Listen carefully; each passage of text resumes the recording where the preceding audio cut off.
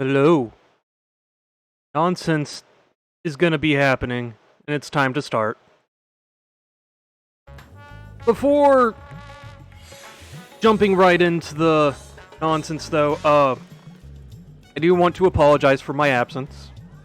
The last week or so has been a lot. Like, on the Discord, I mentioned at the time that my mom was in the emergency room.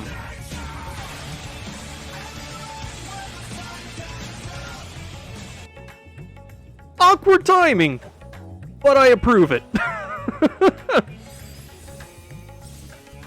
But yeah, mom has been in the hospital since Thursday. She's doing better, but like Thursday she went into the emergency room with pneumonia and sepsis. So it was a lot. It was just a lot. She is doing better. She's in the hospital at the next town over, but she's doing good enough that they're going to send her back here to the swing bed. So, yeah, no, it really isn't. But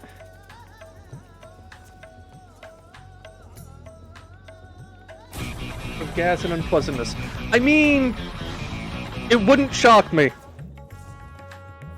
But anyway, enough of that. We have a lunar conspiracy.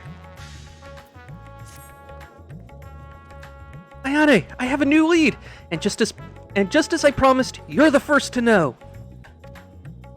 Before we get into the details, though, I should give you back your soul container. Right, I forgot she had that on her. That might be a little useful. I gave it a good scrub first, of course. Being the gentleman that he is, I'm sure the inspector wouldn't want to leave any lingering spiritual odors. Okay, then.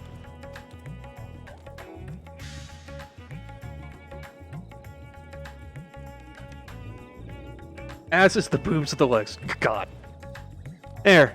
Now you can listen to my findings without having distracting thoughts like, when is Nashu going to give me back my soul container? Now, as for the lead I mentioned, I was thumbing through a periodical and found an article on alien abduction. The way it was described, it was almost exactly what happened to the inspector. It even had a little diagram of a man swimming in midair. Anyway, the author seemed convinced that the victim had been taken to the moon. Crackpot theory sounds awfully familiar. Why does this sound like the kind of rubbish the Thavnarian Truth publishes?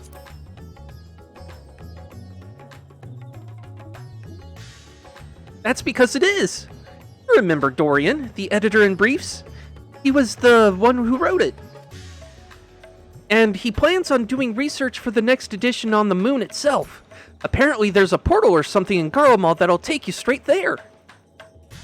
Oh, but a world-hopping adventurer like you must have been to the moon already.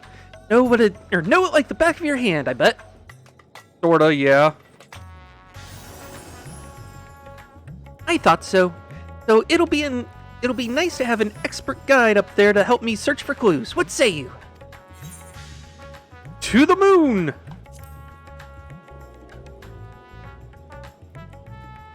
Right, I'll start packing my bags. Does Garlemald have a portal to the moon? Because Xenos and Fandaniel made it. That's how they got to Zodiark. And we just haven't closed it. So, there's just a portal to the moon now. I really forgot about Fandaniel. I don't know what the weather is like on the moon, but I remember Garlemald being a bit chilly the last time I was there. The moon is actually warmer than you think. which is to say, it has an atmosphere.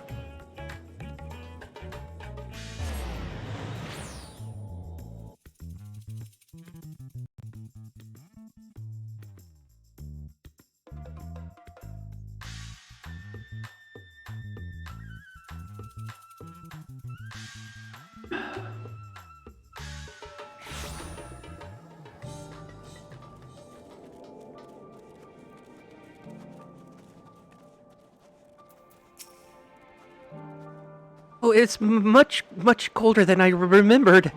I sure hope this lunar gate is close. The Tower of Babel? You mean that big sky spire? Well, we definitely shouldn't get lost on the way there. Let's get moving.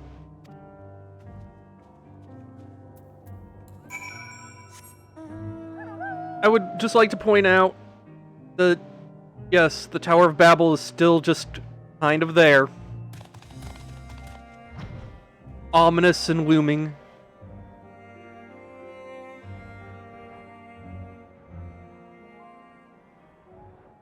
It'd be warmer if you stay on the sunny side. I mean, I'm actually not sure what side Lamentorum is on. I'm guessing the sunny side, though, because you can see the planet from there. And it's, you know, light. I'm not thinking too straight tonight. I'm just gonna warn you that when I reasoned it out in my head, that sounded very stupid.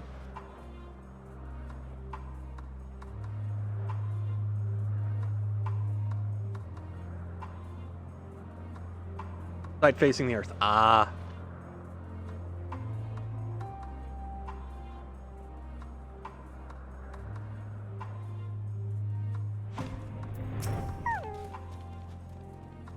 So, this thing will send us up to the moon, just like that? Courage, Nashu.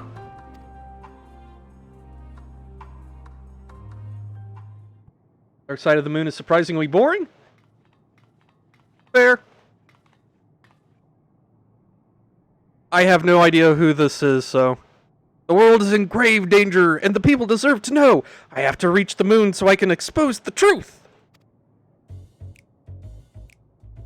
As I have explained to you twice already, I cannot allow passage to... I can only allow passage to authorized travelers, but you are not.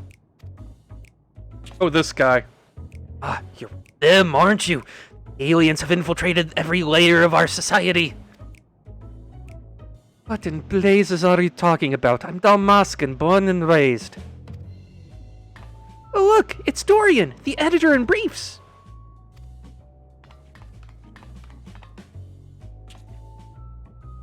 That's Ilian, editor-in-chief. And, thank you very much. And you were friends of the abducted, I believe. Ayane, greetings. Are you acquainted with this man by any chance? He exposited in my direction once.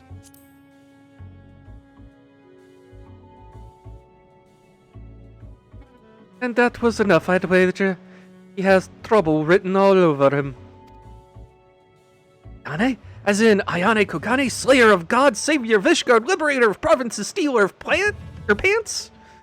How did I fail to recognize such an unbelievably famous individual?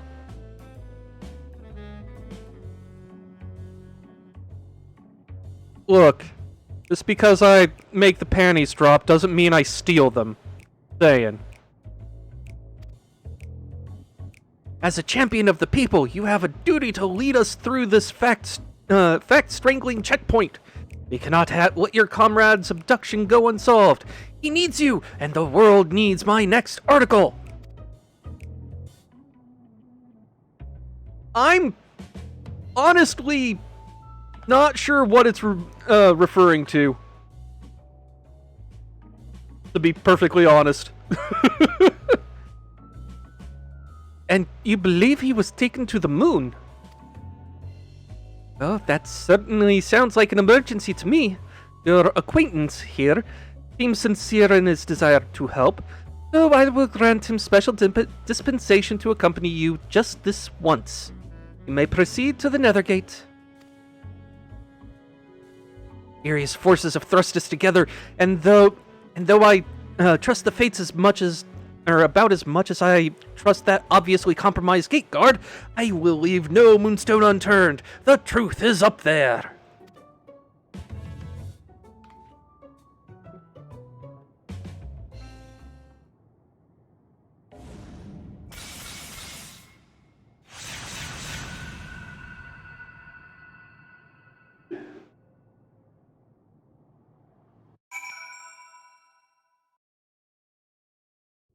And now we're on the moon.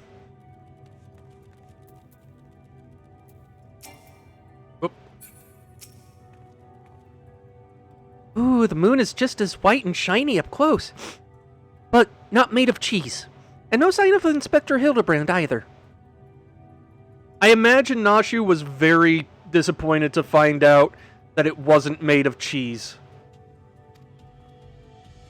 Oh, we've already arrived? Empire's technology is more advanced than I feared. That over there. The aliens have built some kind of forward base on the lunar surface. We must sneak in and blow the lid on their invasion plans. Looks like Dorian has a lead. Come on, we should follow him. Oh, I am so sorry, Watcher.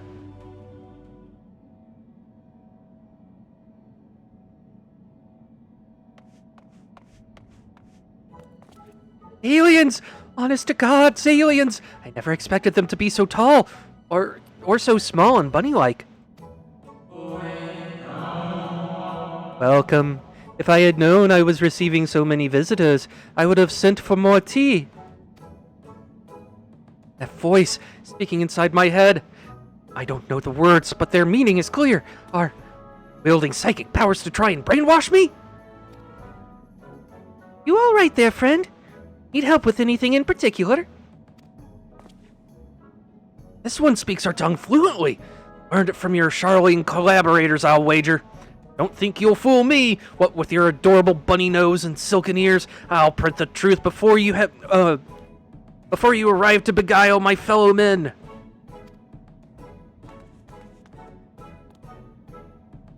Oh, you're one of Arianje's friends, aren't you? I'm not sure who or what put such odd ideas into your companion's head, but would you mind setting him straight for me?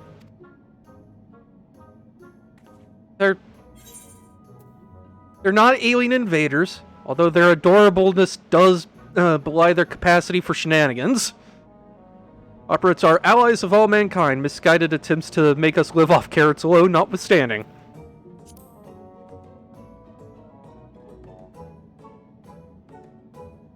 Got to you, didn't they? I suppose I shouldn't be surprised. I've heard the rumors about the disbanded Scions of the Seventh Dawn. The formerly secret society has in truth become all the more secret that it may pull our leaders' strings from the shadows. Hold it right there, mister. I won't stand here and listen to you slander Ayane or this lovely bunny any longer. You better not libel them neither. We actually came in search of Inspector Hildebrand, a dashing gentleman who we think was brought here by a shiny flying saucer. You wouldn't happen to have seen either of them around here, would you? I am afraid I have seen neither. Long was it my duty to keep watch, but as the need for constant vigilance has since ended, I have grown accustomed to idleness. It's rather refreshing, really. Anyway, perhaps the operates may have observed this man or his abductor? I feel I would have remembered if I had. The others might have seen something, though. Why don't I take you over to Bestways Burrows? You can ask them about it yourself. That's... Egret to shake a bit. Maybe. That sounds like a wonderful idea. Please, lead the way. If nothing else, getting an eyeful of the facilities we built for the benefit of mankind should help reassure your suspicious friend here.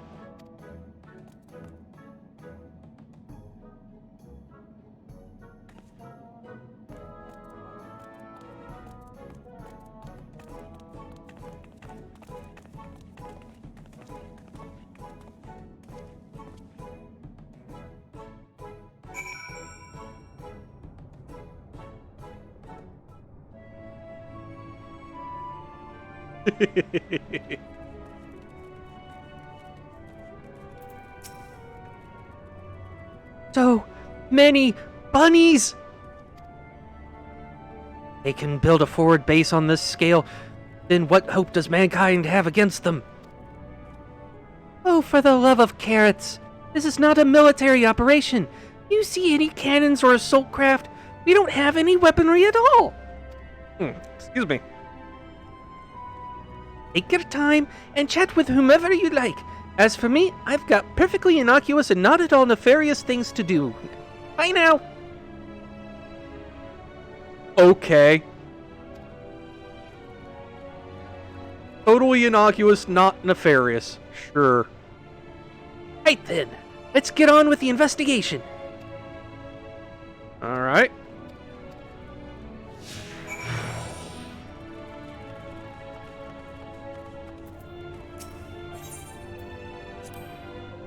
Look, they even have an aetheryte here. Okay. What do you say? Aetheryte. A conventional tool for meeting with their Charlian co-conspirators, no doubt.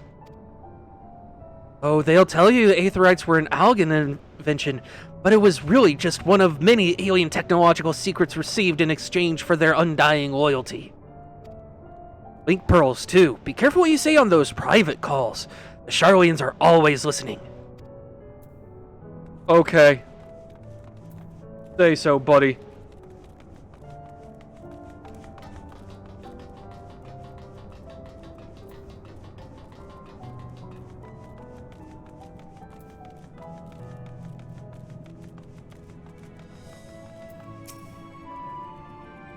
Oh, I often stretch my legs out there under the stars, but can't say I've noticed anything out of the ordinary, sorry. Not to worry, we'll try our luck elsewhere, thank you. Furry-faced liars, the lot of them. They're probably hiding an entire fleet of alien attack craft.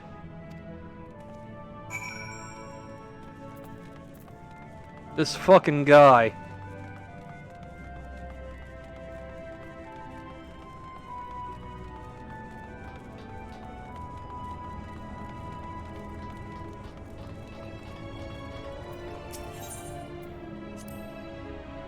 Oh, that's a big fan. It must get hot in here. I don't think that's a fan. I think it's just ears.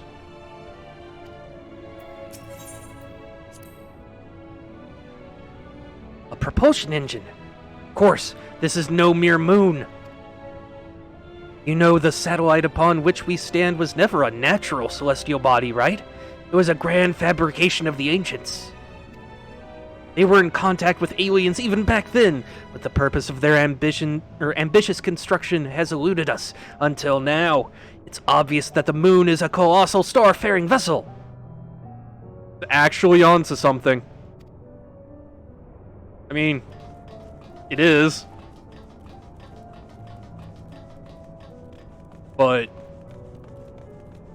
or rather was, I guess.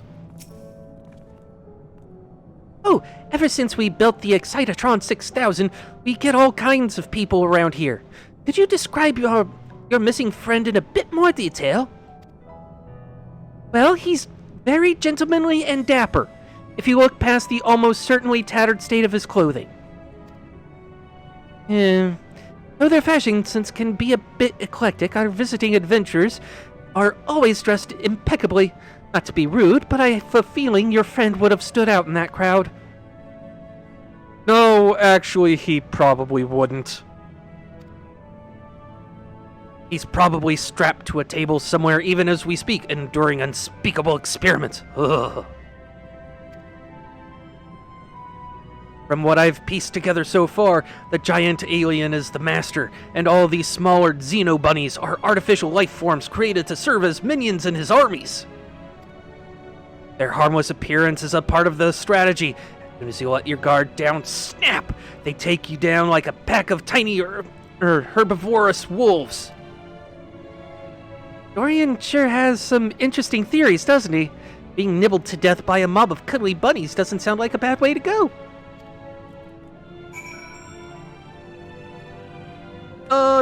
You missed Fillion being right about the moon being a starship, but that's about it.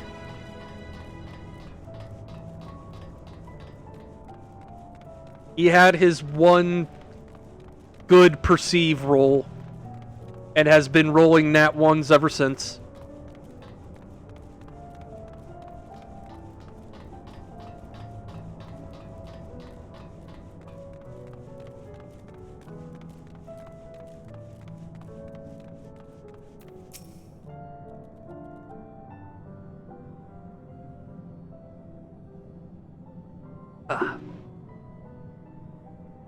No gentleman in ragged clothes, I'm afraid. But I did spot an object in flight that I couldn't immediately identify. It was while I was out gathering materials in the South Mare Lamentorum. I presumed it was just some Allegan relic or new species of floating jellyfish, and didn't think too much of it. Oh, he's gonna go get himself blown up. God, now that sounds promising. Thank you for your time.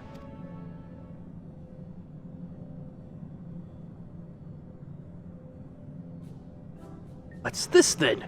A pod for growing new xenobunnies? They must plan to produce them in the millions and overwhelm us with sheer fuzzy numbers.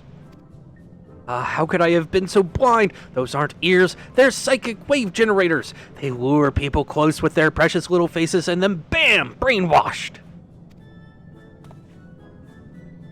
I figured it all out, alien scum, and once the world reads my special edition, your dreams of domination will be done for. Ha! What a strange and oddly aggravating man. Is he a friend of yours too? He thinks he's a friend to the people, but I don't think any people are his friends. God damn, Nashu. God damn. Right, let's get out there and find that flying object. Do you know which direction is south? That's a bit of a raid joke, I think.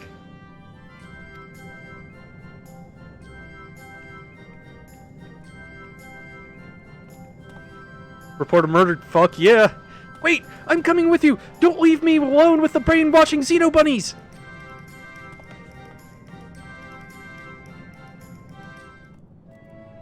Yeah, hold.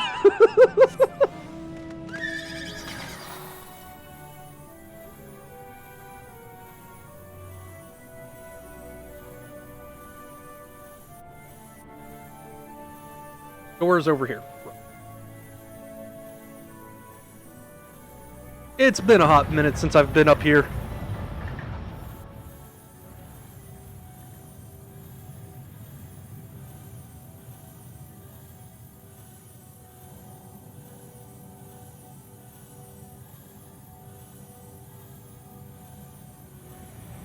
And it's still just as cool as the first time. Space is awesome. Terrifying, but awesome.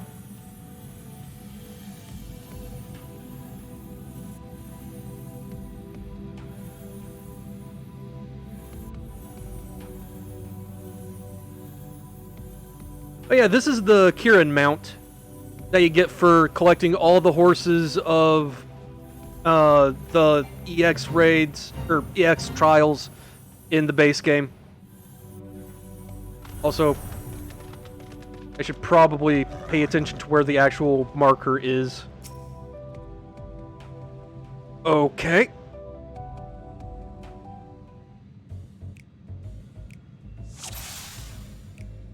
Find the flying object.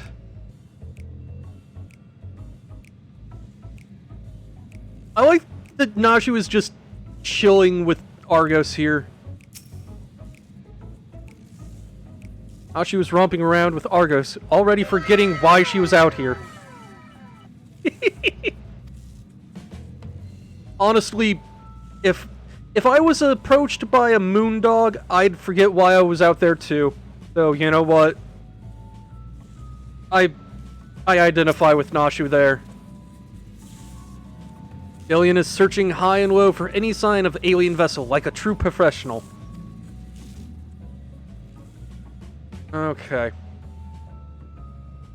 Huh.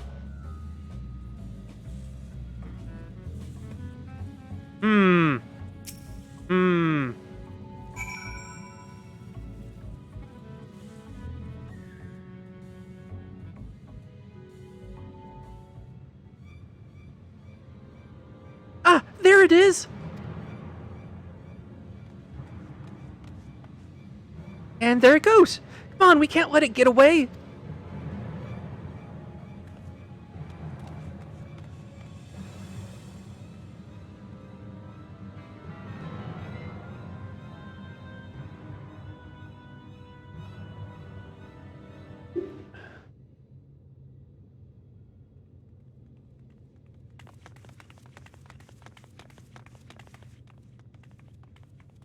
We did it, Ayane! We found the inspector! Case closed!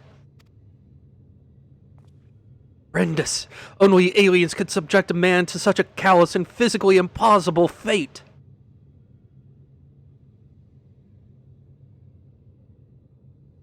Sir, I don't think you want to call Godbert Manderville an alien. He may not be human, but he ain't an alien.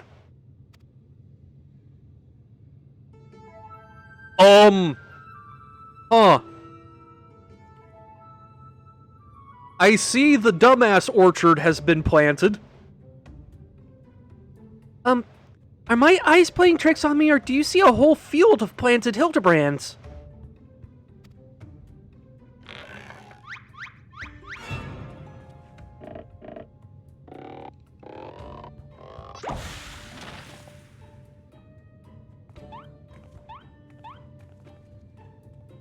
Oh, well, what a delightful surprise to see you here, wherever here happens to be.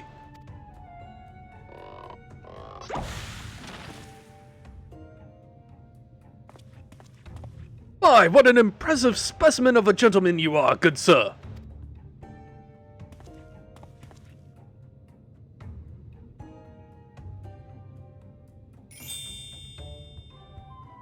The same could be said of you, my good man.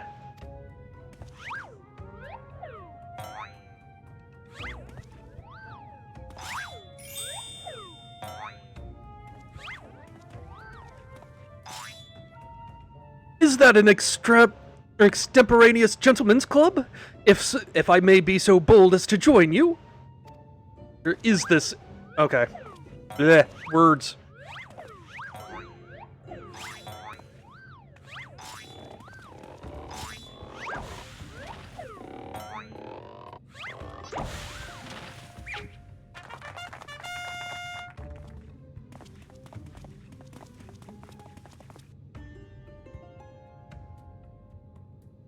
What in the name of the occult is happening here? Where did they all come from? They're phantom Hildebrands created by the refraction of starlight through swamp gas. Or could be their Hildebrand clones grown in an alien laboratory's flesh vats. I'm gonna go with phantom Hildebrands created by the refraction of starlight through swamp gas. Because there's no swamp here. And I just think that's funny.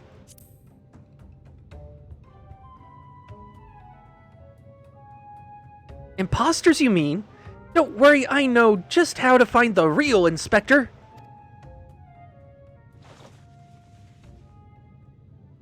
I don't like that smile.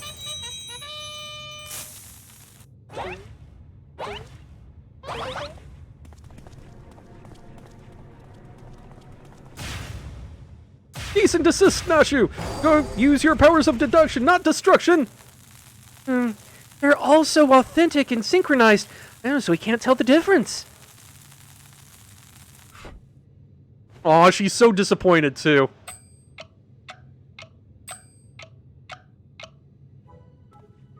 Look no further, for I am the one and only Hildebrand, Agent of Inquiry and Inspector Extraordinaire!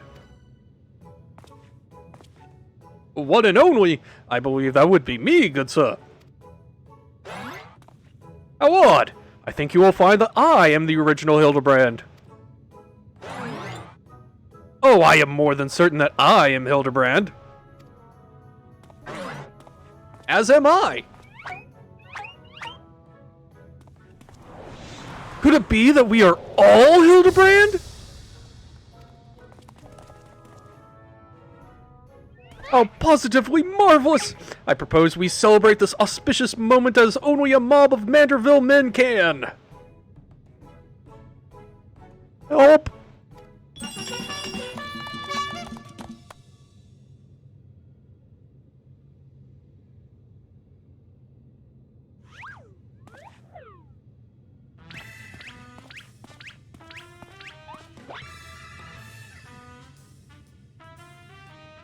Manner of waking nightmare is this?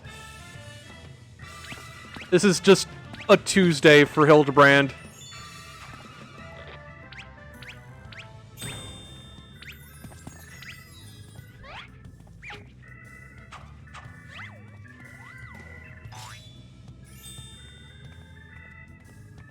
Nashu, please.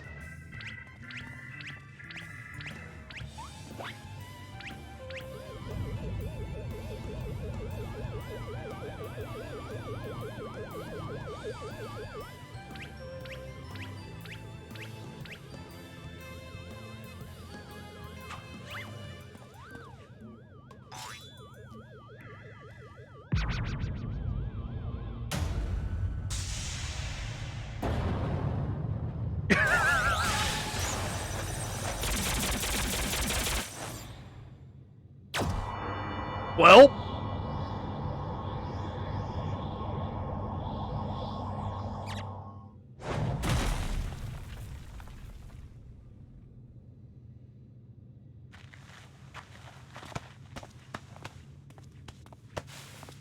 it sure is.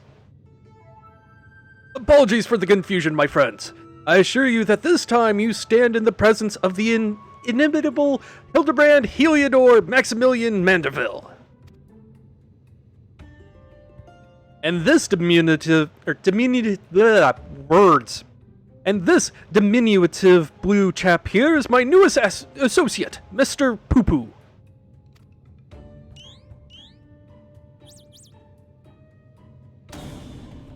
Other alien species! Of course, you're building a clone army to invade our star, and what we stumbled upon was a field test. I do not believe we've had the pleasure, my excitable fellow, but I promise you that the amicable Master Poo-Poo has no desire to wage any clone wars. Then what's this all about? Are you telling me you weren't abducted? A simple misunderstanding.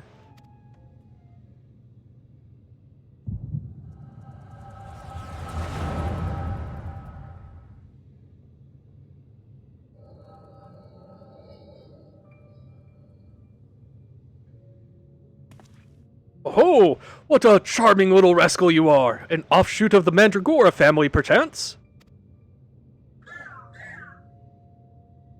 That's a lot of poo-poos. Poo-poo-poo-poo-poo-poo-poo-poo-poo-poo. Poo-poo. Ah, I see. Pleased to make your acquaintance, Master Poo-Poo.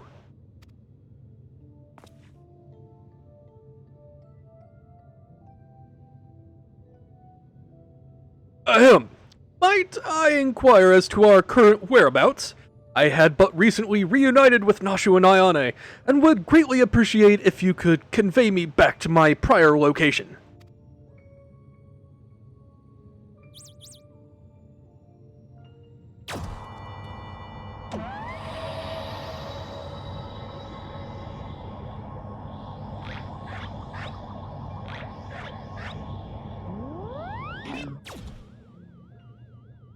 Splendid! Full speed ahead, my dear fellow! Steady on now. This is not what I had in mind.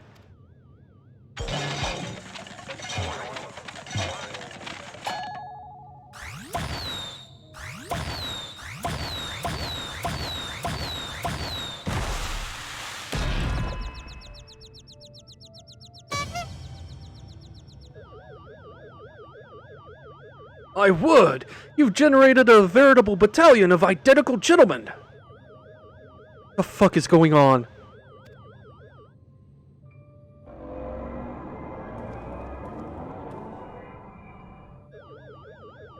Surely the world could never safely contain so much pure Mandravillian magnificence!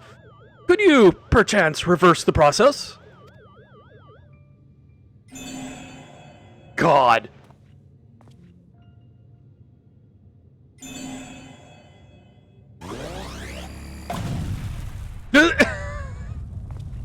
Just a big old fucking bomb.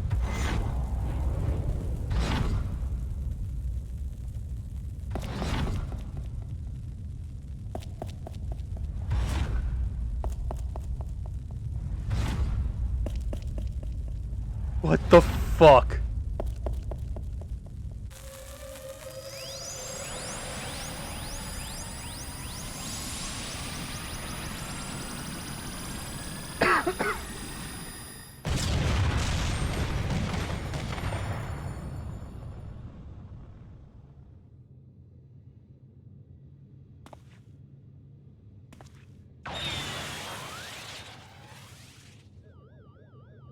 One escaped, apparently.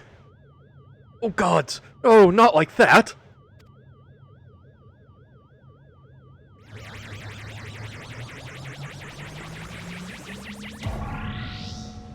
Mommy!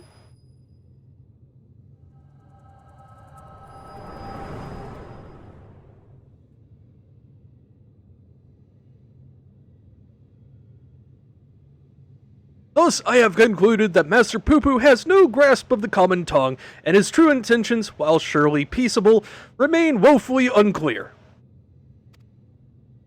It was only through frenzied gestures that I managed to direct him back here and have him clean up our Manderville multiplicity incident. Poo-Poo, I hail Poo-Poo-Poo. From a star, Poo-Poo, a great distance from here. Oh hey, I can kind of understand him. Pooh, I came in search of a friend whose communications halted mid-exploration.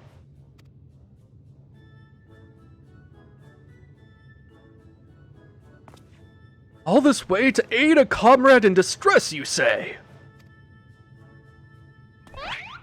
The devotion, the determination! Your touching story has sunk its hooks into my heart! Fear not, my blue-hued friend, for I, Hildebrand, Agent of Inquiry, Inspector Extraordinaire, have attached myself to this case like a stubborn barnacle on a kraken's behind. I swear to you here and now, I shall scour all of creation from the deepest pit of the seven hells to the very pinnacle of the heavens for the missing comrade that you so desperately seek.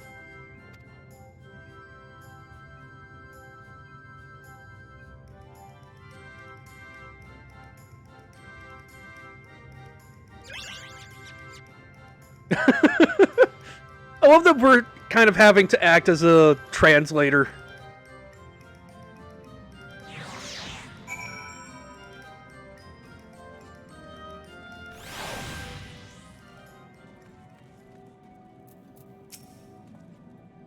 Tell me, Ayane, how is it that you're able to understand Master Poo-Poo's language?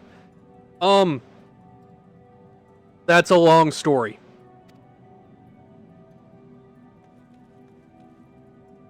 The power of echoes. Ah, you mean persistent repetition. Sounds similar to the Manderville art of parley. No, Hildebrand, no. You're saying you have an extrasensory ability that allows communication with aliens? How fascinating. Yes, most fascinating indeed. Pending mysteries aside, I am glad indeed to once more be in the company of my faithful assistant and stalwart contemporary both.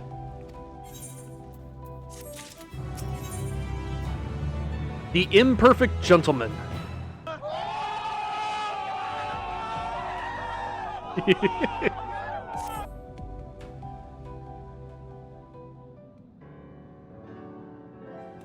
So begins the case of the silent correspondent. Not to rain on your parade, but my friend who was somewhere on your star stopped sending me messages is not a lot to go on. I've spent years investigating the existence of aliens, and recent experiences notwithstanding, they are not that easy to find. Then you don't know Inspector Hildebrand. He'll solve this case as he's solved countless others, with unerring perception and panache. Well said, Nashu. I need but relinquish conscious thought to investigate, or investigative instinct, and the clues will and the clues will flow to me forthwith. I swear I can read.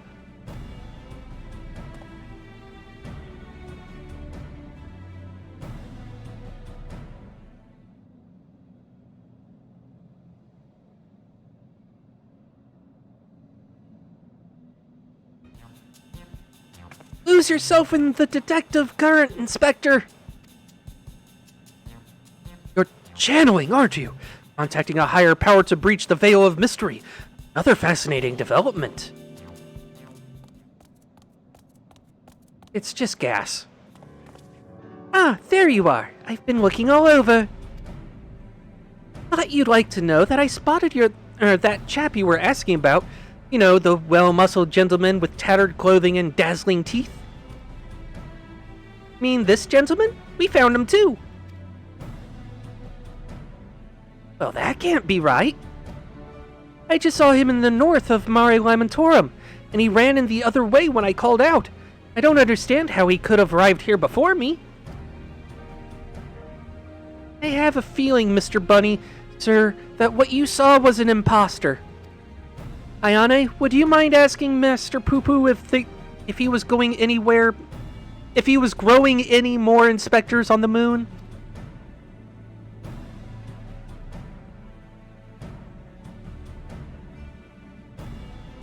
Poo-Poo, I only created a single batch, but one did manage to escape the vaporization beam. That individual's behavior was unpredictable. A flaw in the cloning process, I'm afraid.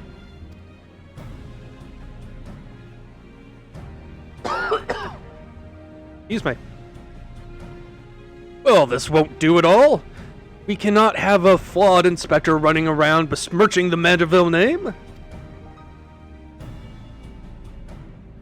Master Poo-Poo, I must ask that we hunt down and liquidate my other self as soon as possible. Might we delay the search for your comrade until the deed is done? Poo-Poo, the imperfect clone was of my making. It is only right that I redress my mistake first. So begins the case of the imposter inspector. Ooh, this does sound exciting. If you don't mind me coming along, I can show you the place where I saw the imposter inspector.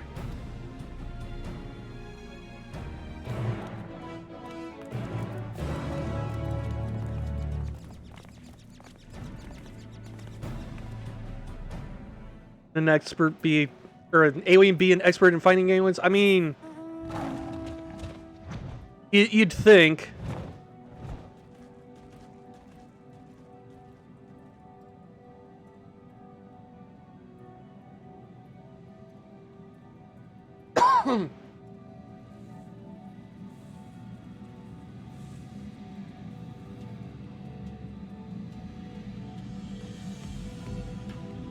God, my sinuses have been killing me lately.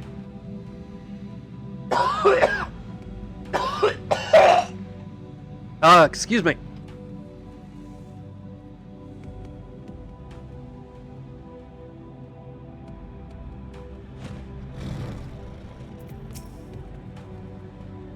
I spy with my little eye no dashingly defective gentleman. You can't have made it that far on foot. Why don't we try searching the immediate area, scan the horizon, that sort of thing? Then I suggest we split up so we can cover more ground. Nashu, Ayane, and I will investigate the northwest. Right. I'll take these other two and head northeast. Yeah. Sinuses are a mistake. Letting the party again? And you're leaving me with the aliens? Oh, relax, Bright Eyes. We'll have a nice chat, and I can disabuse you of all those strange conspiratorial notions. Oh, and we can get to know our new friend here.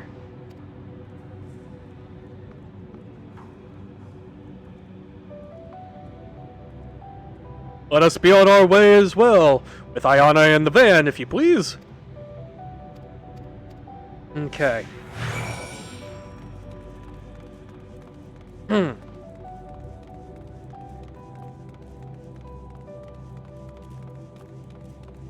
Search in this area, and I get to protect them from guys like Mr. Thinkerman here. Which shouldn't be an issue. They're only level 84. Except this one is already dead. A hammer-struck thinker. Oh no.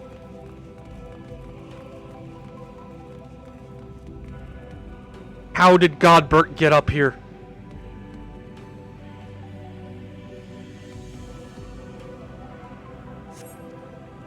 A goldsmithing hammer is lodged in the thinker's carcass. It appears to have been dealt a single swift killing blow. Oh, the bugs grow big up here, don't they? This hammer? Surely it cannot be.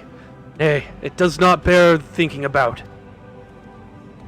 Come on, nothing to see here. Say that, Hildebrand. Okay. How do we get to the other side? It doesn't expect us to go all the way around, does it? Okay. Does this count? It counts. Just shove them all on the back of the pig. What a dazzling display of stars. Not a single cloud in sight. In fact, I've never even seen the night sky so clearly. Now that you mention it, it's been nighttime the entire time I've been here. Much longer until dawn breaks, do you think? I don't think that's how things work up here.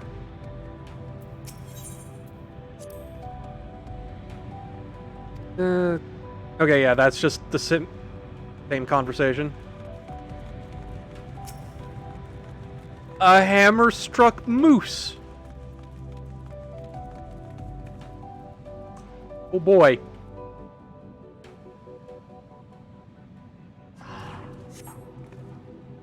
Another goldsmithing hammer, another killing blow that bespeaks unparalleled strength. Oh, it looks like he's yawning. The hammer stuck in his head spoils the effect, though. Cannot be here. Why would he be here? It's a goldsmithing tool, isn't it? It does look awfully familiar. And yet, completely unrelated to our case. Moving on, people, moving on.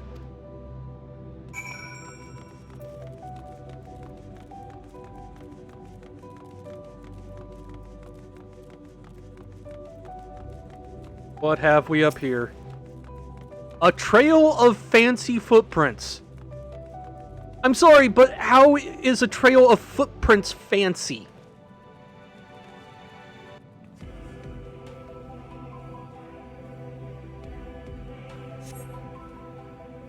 A set of gentlemanly tracks leads to the northwest. Aha! In the sand, in the snow, in the half-ilm of moon dust, I'd recognize those fancy footprints anywhere.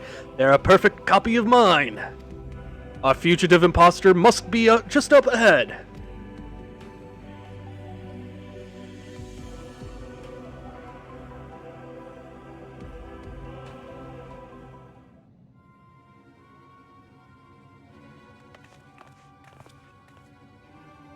I sense a gentlemanly presence. He is close, very close.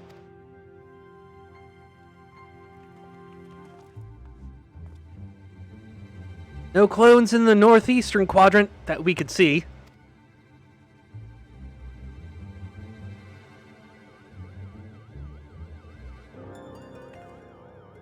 That's clever. Master Poo Poo can scout the area for us from the air.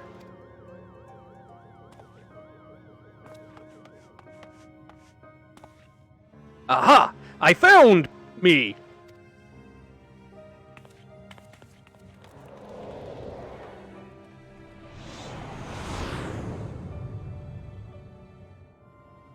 Of course he's on the face of the moon. Why? Why? Why did I flee? He seems sad, downcast, very uninspector-like. A flawed creation, to be sure. Such negative emotions would never mar the heart of a true Manderville man.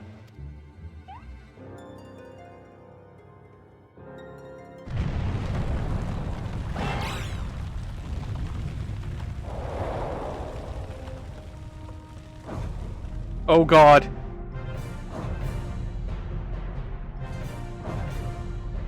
Hi, Godbert.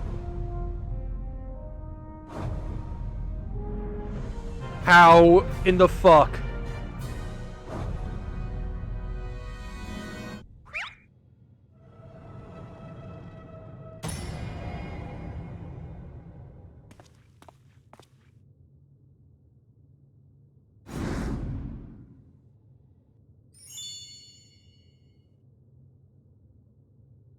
Praise Thal for his patience. Twould seem my beloved Hildy has been awoken from his unnatural slumber.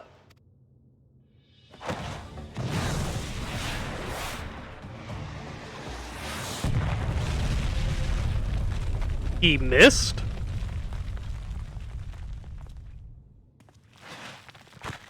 What?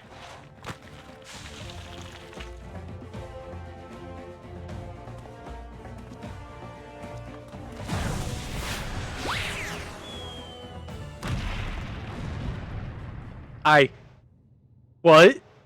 In the world? Abandoning my gentlemen comrades to save myself, my pride in worse tatters than my maltreated wardrobe.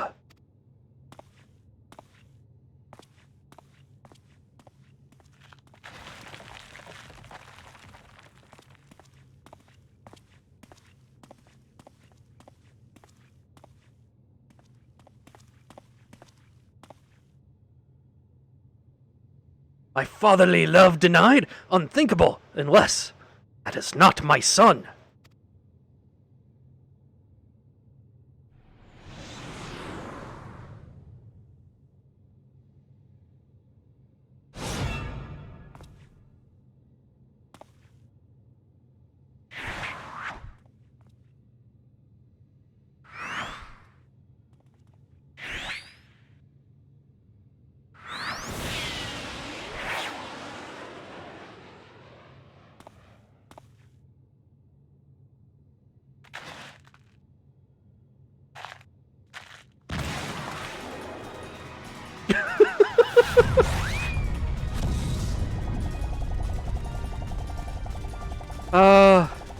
Seems like just yesterday that this happened the first time.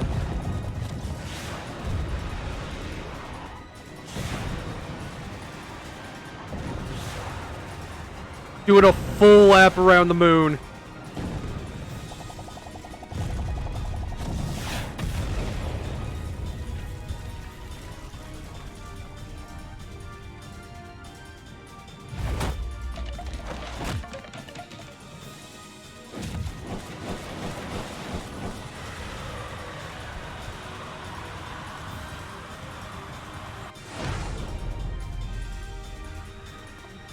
Another of me survived! I'll not turn tail and run this time! No, sir! Hildebrand to the rescue!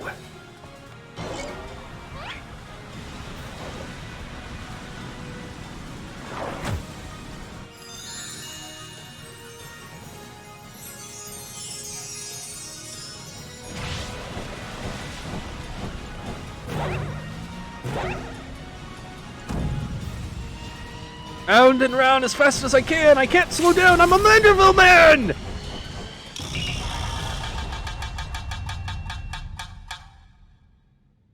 Okay. If you say so, Godbert.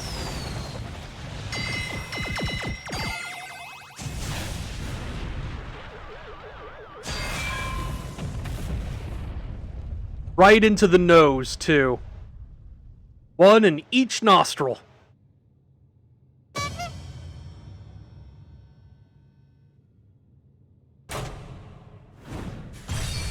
Oh no.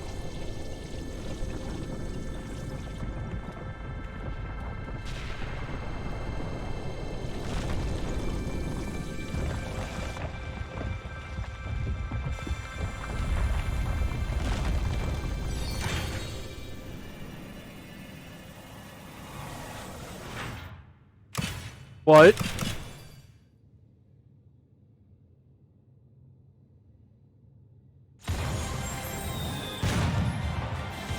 I'm sorry, what?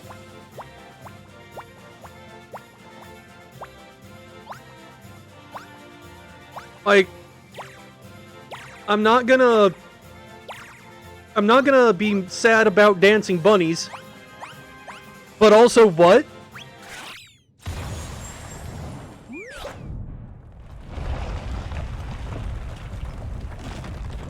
Okay, more importantly, why? But why, though? Now I know I'm dreaming. That can't possibly be real. That was just a little something we prepared to welcome the people of Aetheris. I almost forgot it was still there.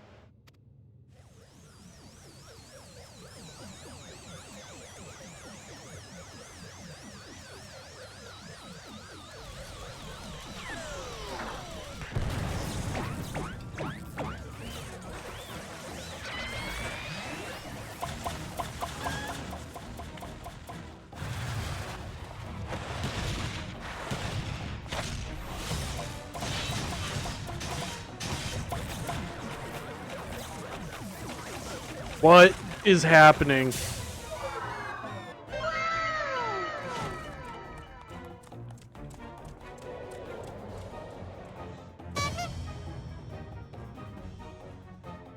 Hi, Enkidu. The barrage appears to have stopped, but just look at all this junk. Please be sure to pick up your litter before you leave. The moon belongs to everyone, you know.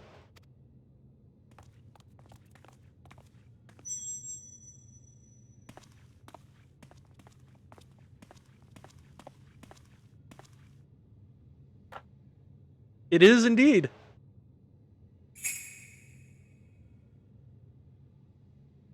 Oh.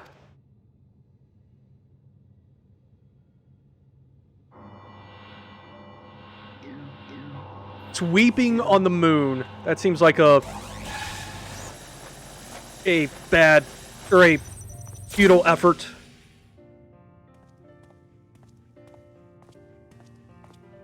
Hildebrand Heliodor Maximilian Mandeville, how glad I am to see you up and about. Your mother will be beside herself with joy.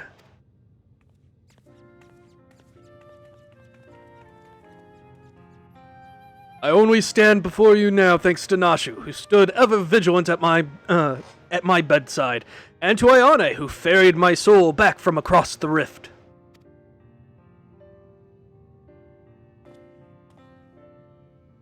My son is indeed blessed with comrades of quality.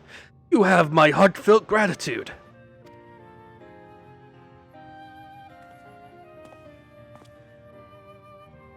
To you, Master Poopoo, I extend my apologies. In my excitement, I fear I have broken your starship. If there is aught I can do to help effect repairs, you have only to ask. Poo-poo, my vessel experienced a temporary malfunction, but there was no major structural damage. He says it's fine. It brings me relief and joy to hear it. Ahem. Might I have a word, Ayane? I had actually come to the moon in search of a certain rare ore, and by Thal's good graces, my quest has been successful. Only you, Godbert, would come to the goddamn moon dressed like that. Your, however, is but the first step of a longer saga. Meet me back in Radz-at-Han, and I will explain the role I wish you to play.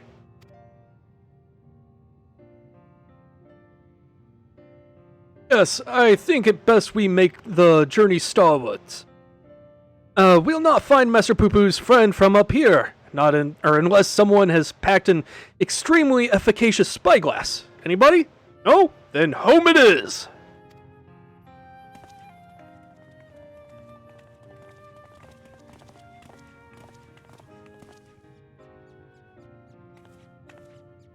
For years I've chased after the supernatural and the inexplicable, but to encounter so much of it in such a short span of time, my mind still reels from the implications. Yet I must keep my gaze focused beyond the veil. A chance like this comes only once in a lifetime.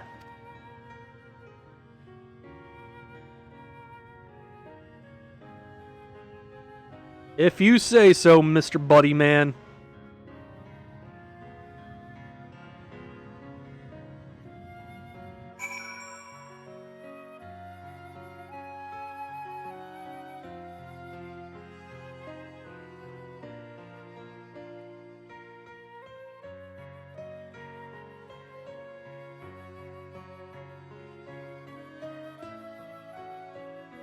I mean, there is the gate in Garlemald.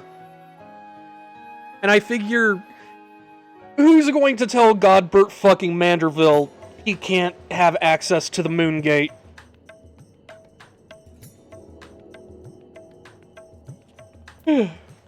Okay. How lovely to be back on the star of my birth. Father did not tarry to chat, but said something about returning here with a trusted employee.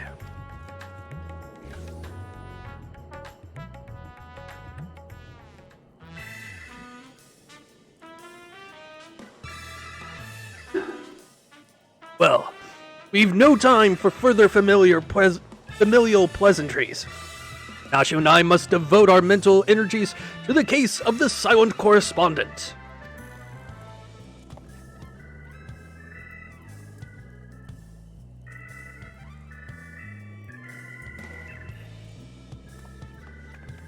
My keen inspector's sense impels me to begin our search in that direction. Make haste, my companions, for justice waits for no man, not even one who is little and blue. Inspector, wait! Can't justice make an exception for me?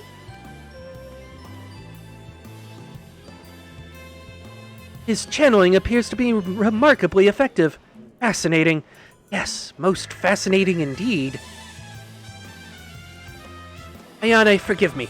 I seem to have been laboring under a misconception. After spending some time with the Xeno Bunnies, it has become clear to me that they have not the slightest intention of invading our star. They are no threat to us. But he is. You know of whom I speak. That devious Master Poopoo and his diabolical devices devised solely for world domination. I shall have to investigate him further to learn the intricacies of his plan, but I may require your aid, not to mention your interpretation. I'll even pay you a retainer fee. So please, when the time comes, join me on my quest for the truth.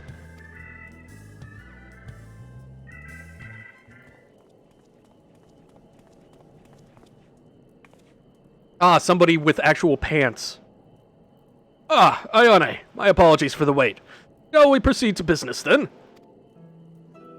The task at hand concerns nothing less than a family legacy. The recreation of the historically significant and astronomically magnificent Manderville weapons.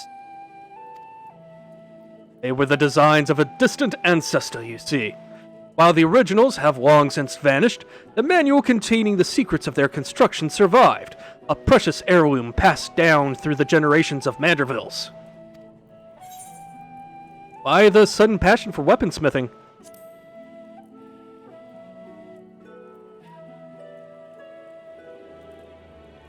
It is true that as a goldsmith, I've had little occasion for crafting implements of war. Why this project and why now, you may very well ask, and I shall very well tell you. Excuse me.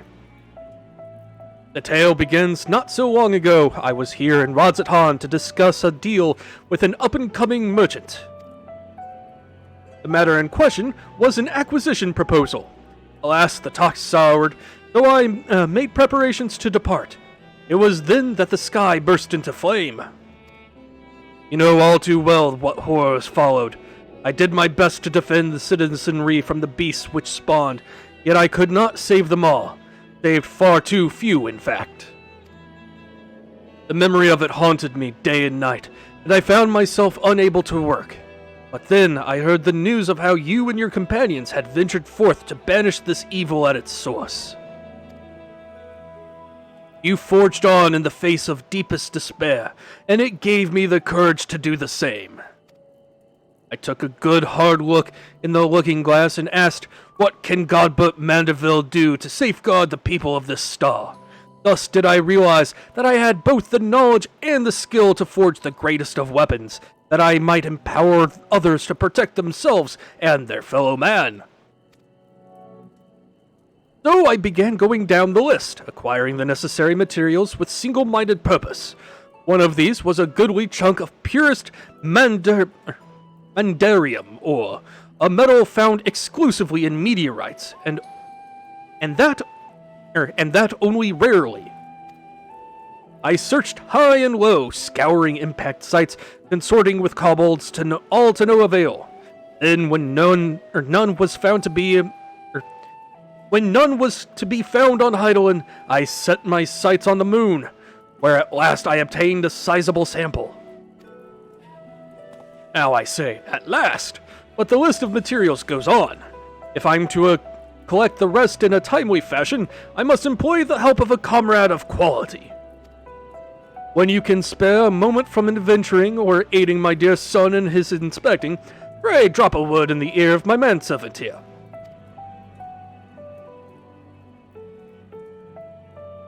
Quest for truthiness. I shall clear my schedule ahead of trivial interruptions, and we can proceed with the recreation of a Manderville weapon forthwith.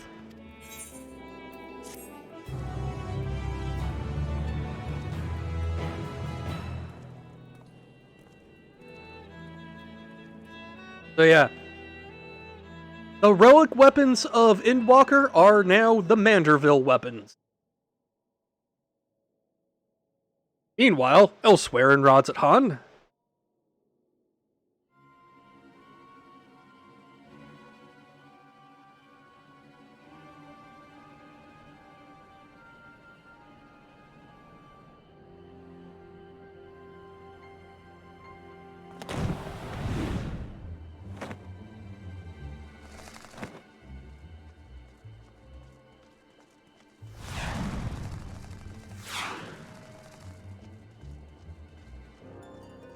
what is happening?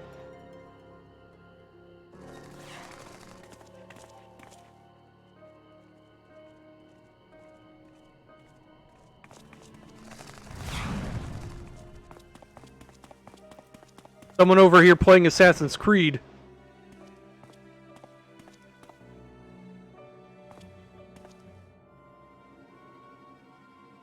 Oh, fucking Lu guy. God damn it. We're just gonna make Lu guy the recurring villain, huh? I mean... Sound the alarm! A prisoner is escaping!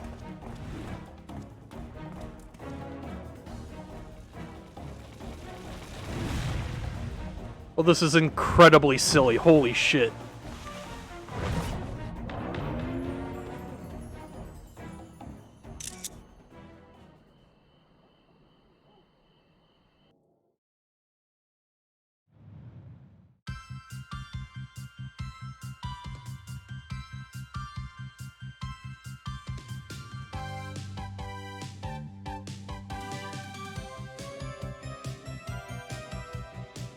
The fact that we've got a fucking 90s ass anime closing sequence is fucking hilarious to me.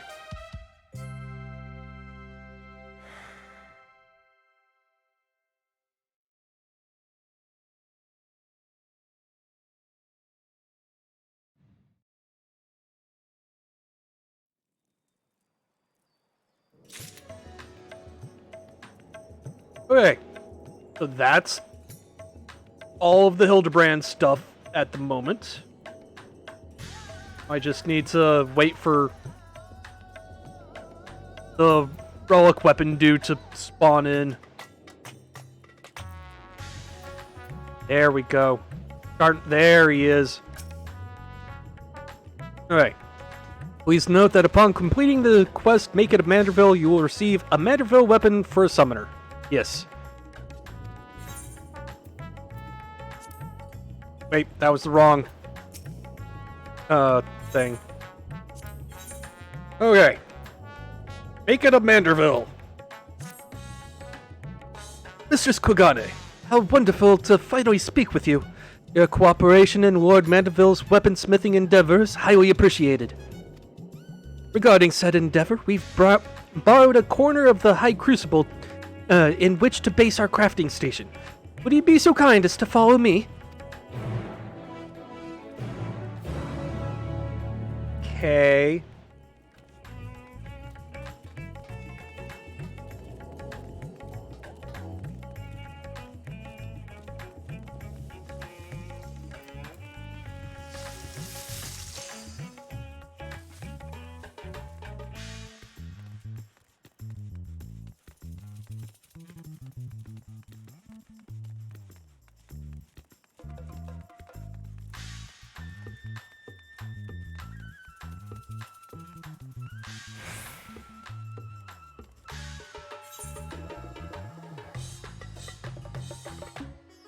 I went the wrong way.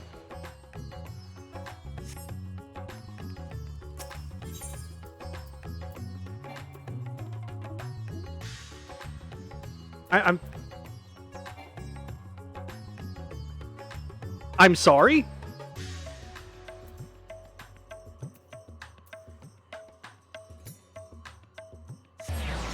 I should have been attuned to everything in here. What?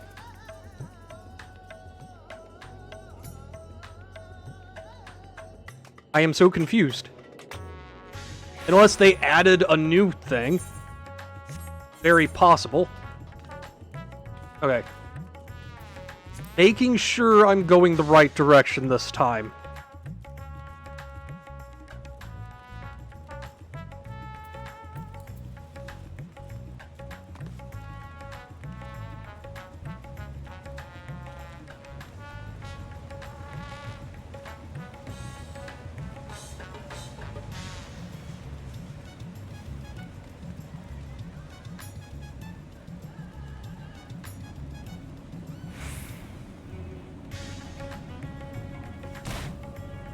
Sorry for jumping on your table.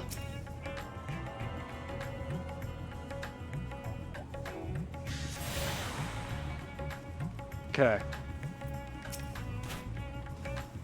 Our humble base of operations. You will no doubt be coming back and forth many times in the days ahead, so I strongly suggest that you attune to the City Aethernet if you've not done so already. Otherwise, I trust you are all set to proceed.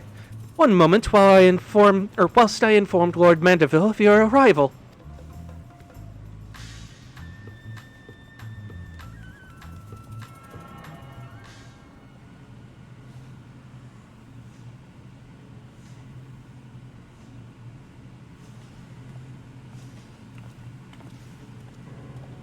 Oh, welcome, Ione, welcome. With your stalwart assistance added into the mix, I have every confidence that this adventure in forging will be a complete success. And so, let us begin with a detailed exposition on the history of Manderville weaponry.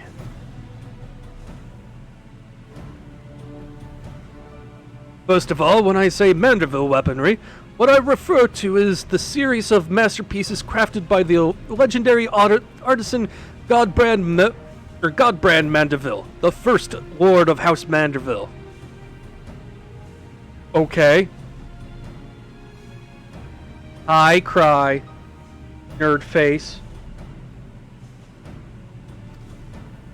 Made with mystical Mandarium, these purportedly peerless armaments are perhaps our most prized treasures. Or at least they were, until someone misplaced them. Terrible housekeeping, that. Fortunately, the Time One manual in which Godbrand pinned his secrets is both intact and still within our possession. Thus, with that precious family heirloom in hand and a ready supply of purest ore, I intend to recreate what was lost. Look, however, cannot proceed without a few more key ingredients. I should like to call upon you to procure said materials, as well as provide a seasoned adventurer's perspective on the fruits of our labor.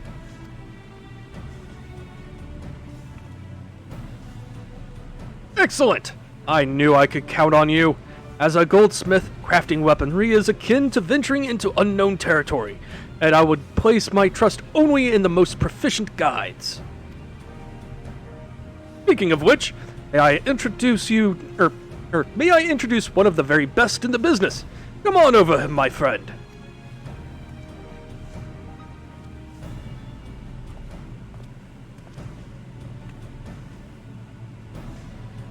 Ugh, bloody hells. I had a feeling you were the adventurer his lordship mentioned was helping out. Like a fly on shite whenever you catch a whiff of shiny new weapons, ain't ya? Come on, this'll be fun.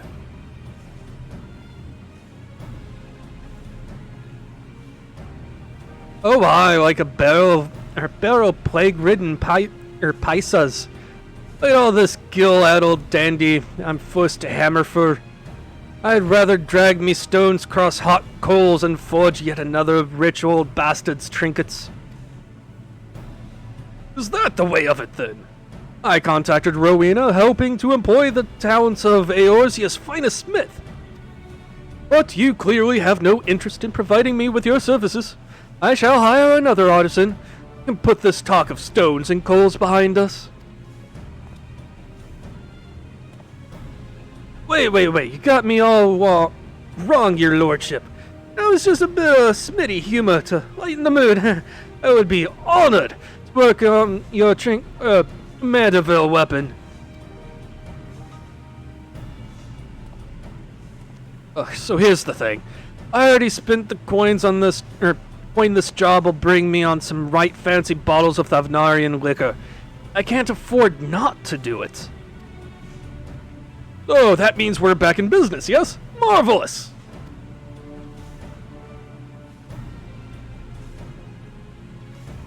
It's bloody splendid, it is. Your crew is all present and accounted for, so let's get to smithing.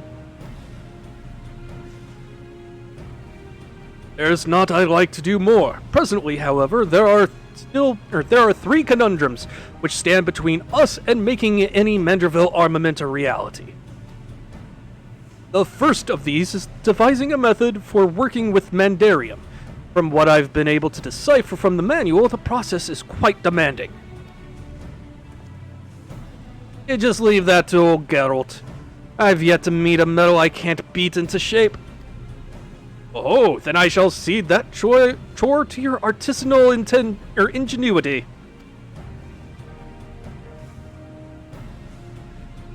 The second is the crafting of ornamentation, which will amplify the weapon's etheric intensity.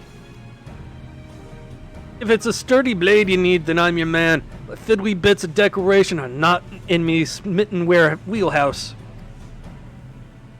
And 'tis fortunate that fiddling with bits is most assuredly in mine.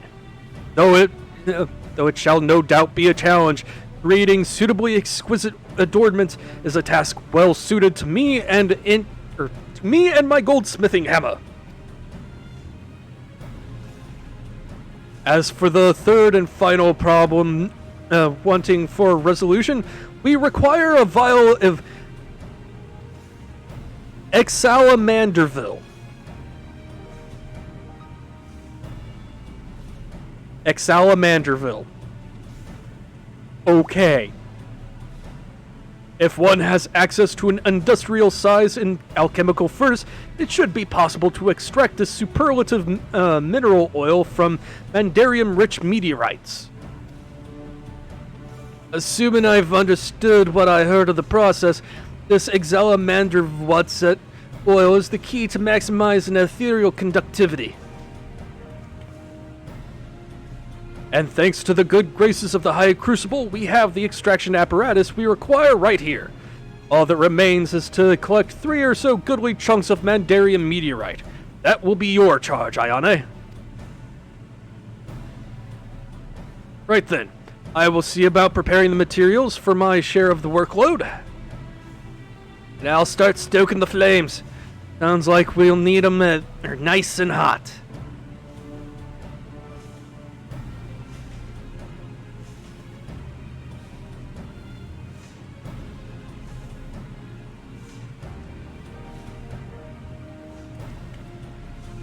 Oh, Rowena asked me to tell you something. Seems like one of her lackeys has so bloody conveniently set up shop over by the Aetheryte, and just might have the meteorite chunks we need. Asked by the name of Jabrana, I think it was. Gonna save you some searching, but she sure as shite ain't giving out the sky rocks for free.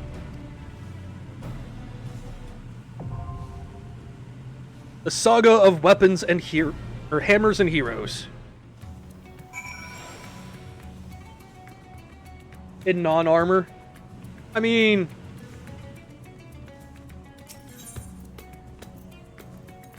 there's non-armor, and then there's whatever the fuck I'm wearing. Because, like, usually I'm at least in, like, spellcasting robes. And then there's this guy, who's just a frog with wings that flex, apparently, as he poses.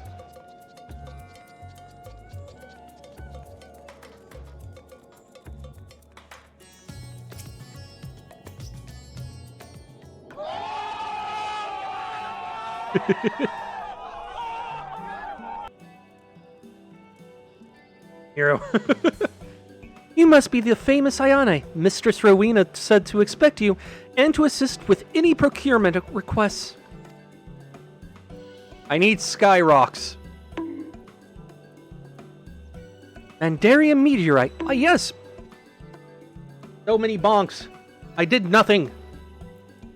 Why, yes, we happen to have cornered the market on that particular asset. Only so many of them fall from the sky, you see, and collectors offer up top gill for such rarities. In your case, however, I've been instructed to request payment in an alternative currency. Say it with me now. Tomestones, yeah. Algan tomestones. The going rate is 500 Algan tomestones of astronomy for 1 chunk of Mandarium meteorite. Here whenever you're ready to make the trade. Thankfully, I have 500, I believe. Fun to bonk. Your face is fun to bonk. Okay, so yeah, I have enough for 2 chunks.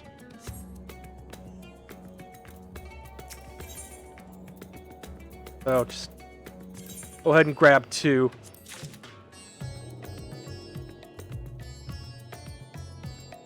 And now I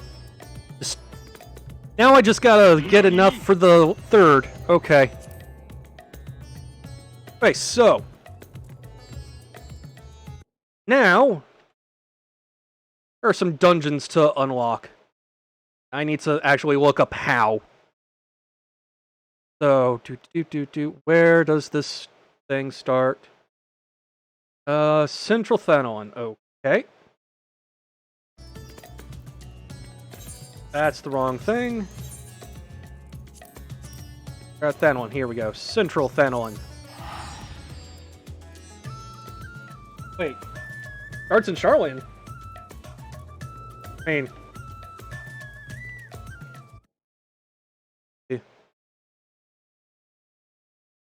Fast. Okay. The entrance, I guess, is in Central Thanon. Okay. To Sharlayan. Yeah.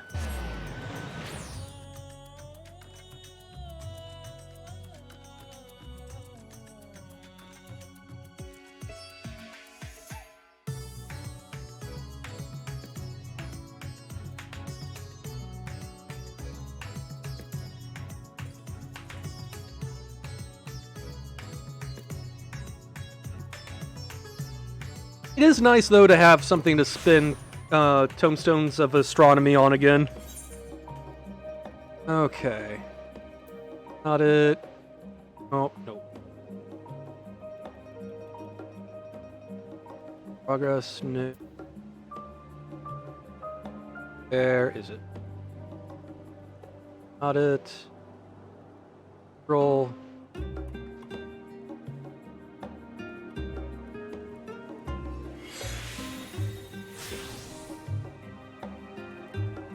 Ultimate. Where the flip? Hey, back. Let's see. Past. There. Full Charlian 12, 13. 12. 13. No, it's the Wandering Minstrel, effectively. Okay. Down by the Wandering Minstrel, at least. Okay.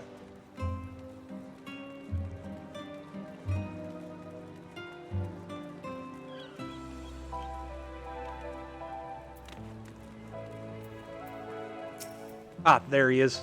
So it is this. Okay. I was looking for the wrong quest, apparently.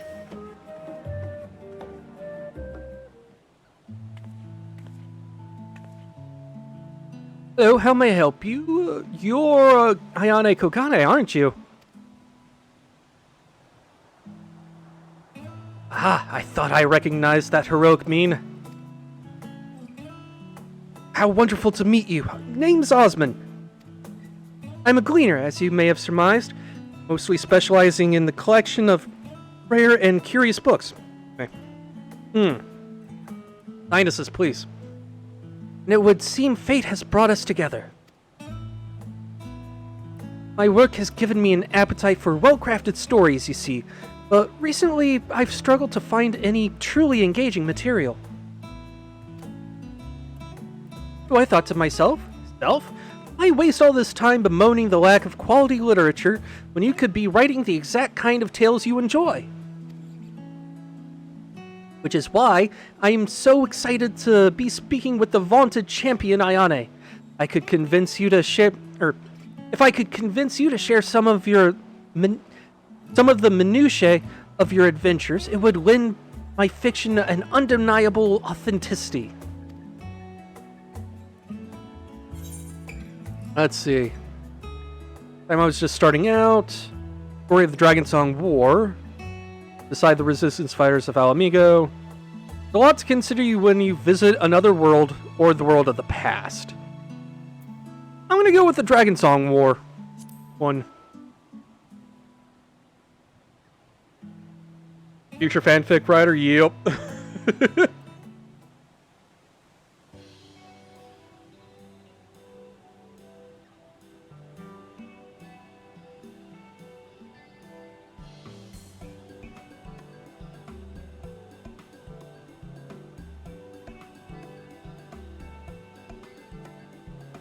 That was a complete waste of... Osman, are you actually chatting? Dollar above, it's a miracle. And here I thought you were capable of little more than grunts and sighs. Who is this? Oh. It's a lady voice, okay. I introduce Shallow Moore, my colleague and eternal tormentor. Oh, come now, it's just a bit of playful banter. Ryasant and I could use some good humor after failing to track down our quarry. I'll be damned! Ayane, this is an honor, and an incredible stroke of luck. You are the very person we've been searching for. If you will indulge me for a moment, I can explain the situation at hand. As you know, Charlian was charged in antiquity with fulfilling a sacred duty, a duty which kept the Gleaners buzzing to and fro like angry hornets. Aye, we would complete one grueling list of procurements only to be handed yet another, then another. Work was all we knew. But now that those days are behind us, the tasks have slowed to a trickle, and we find ourselves, well, strangely idle. Thus, the Guildship, in its wisdom, has forged a partnership with the Adventurers Guild. We now have a system in place where odd jobs from other countries can be funneled here to us in Charlian. The tasks they pass on to us are, for the most part, not your average gleaner cannot handle. There is one client who has asked for you specifically, and the Adventurers Guild has no official presence in our city. We agreed to the odd job of facilitating that request. Think of us as their substitute Charlian branch, if you will. In any case, I'll be here at the counter, ready to provide you with the details. It doesn't appear to be an urgent matter, so feel free to engage the request whenever your schedule allows.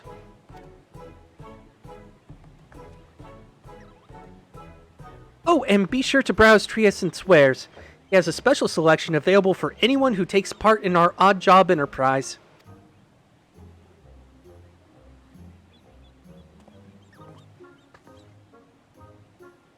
Ayane, I didn't quite get the chance before Shao commandeered the conversation, but I wanted to thank you for indulging me with your stories. You think we might talk again sometime? I should love to hear how this odd job of yours turns out.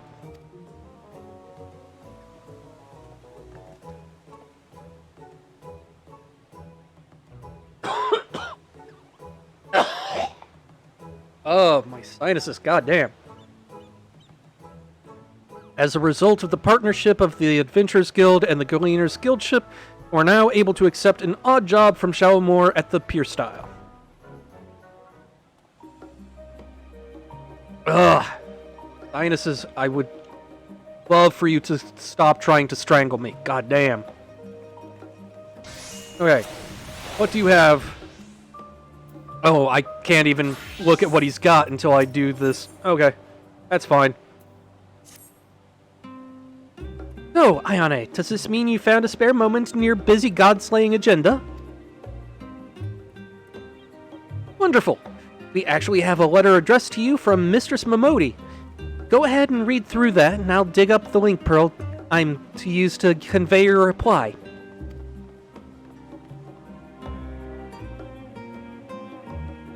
No, that's okay. Try. I appreciate it, but no. Dear Ayane, I hope this letter finds you well and still taking guild jobs, because we've got one here with your name on it.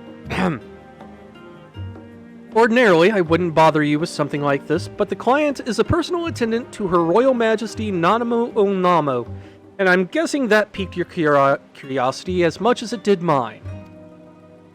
Let Shallowmore know if you can make it over to Ul'dah, and I'll set up a meeting with this lady in waiting. I'm told it's nothing urgent, so at your earliest convenience, Momodi. What are we thinking, yay or nay? Tell Momodi I'm on the way.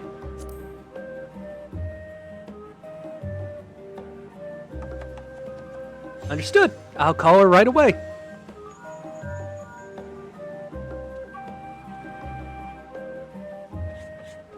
And done. Our tiny taskmaster is making arrangements as we speak. He says the lady you're to meet is a Lalafell by the name of Kokoshu. Light brown hair, green eyes. He should be awaiting you outside the quicksand by the time you arrive.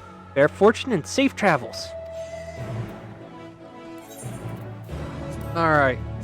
Ul'dah!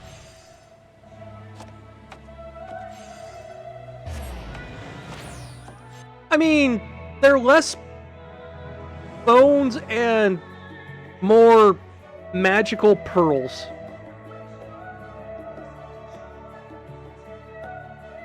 That act as phones.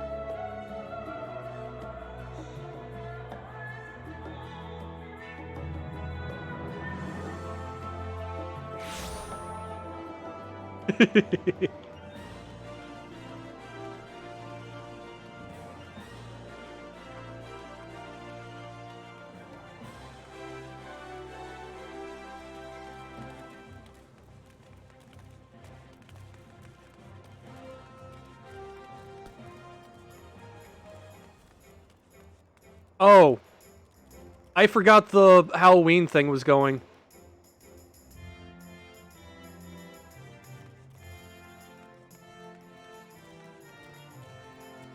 I'll have to look into what all the Halloween event entails. Yeah, I thought the NPC would have been up here, but no.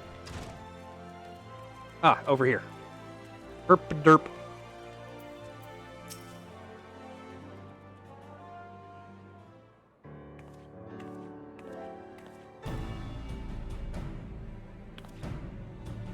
I'm not spoopy enough?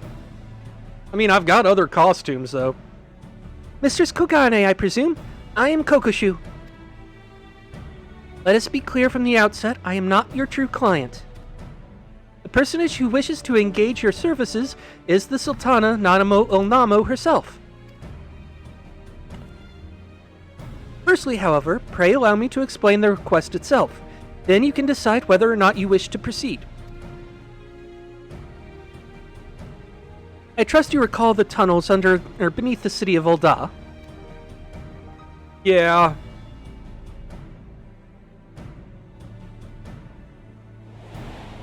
Side of Spoopy, oh god. Kind of an ass? Yes, he is. I speak, of course, of the Sil'dan subterrane, the passages and waterways through which you made your escape on the day of that ill-fated victory banquet. It seems that one of the tunnel sections collapsed during the commotion, and a crew comprised primarily of immortal flames has since been put to work on repairs. In the process of restoring the masonry, however, they have come across an unexpected gate.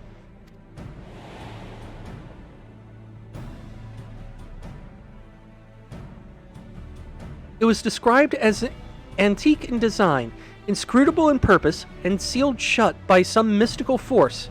The report appeared of great interest to the Sultana, and she has expressed a desire to investigate this strange portal firsthand.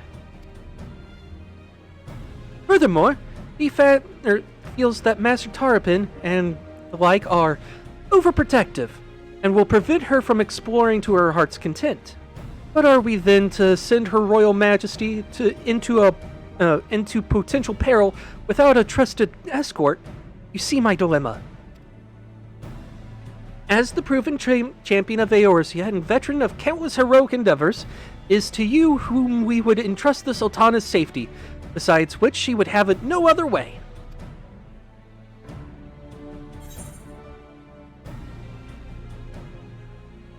Throw Jirachi at him. Yeah. Let's see. Her Majesty's wish is my command.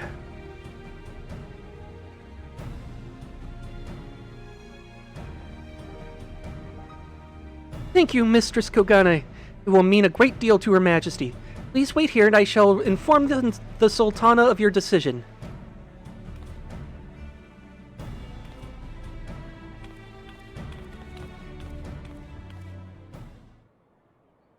Okay, but would using Quagsire be as entertaining as throwing Jirachi at him?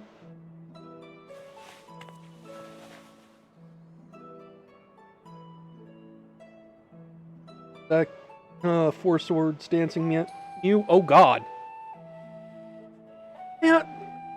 Nanamo, taking the hat off in public kind of defeats the purpose of the whole hat and disguise in the first place. Ayane, thank you for coming. I greatly appreciate you indulging this selfish request of mine.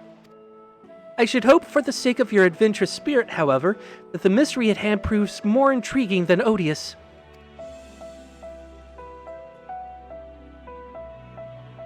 Giga Impact? Oh god. Kokoshu spoke broadly of what to expect, yes? Then allow me to add a few details to the story.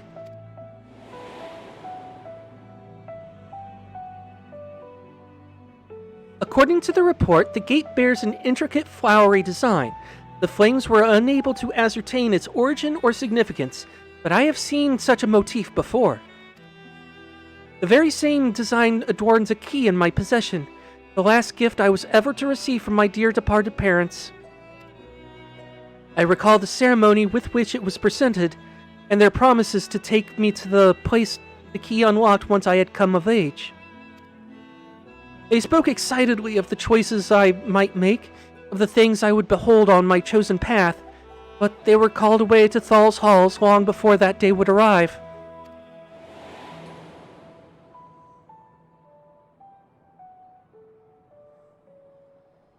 With mother and father gone, I despaired of ever learning the key's purpose, and now this portal is found. Surely you understand why I cannot leave it unopened. There could be anything behind that gate, or there could be anything behind that gate. Could be anything behind that gate.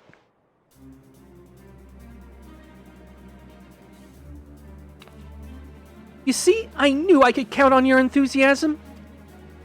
How reassuring it will be to have a veteran adventurer by my side. Not that I distrust Papashan or Pippin, of course, but if I told them, they would only seek to dissuade me from my course.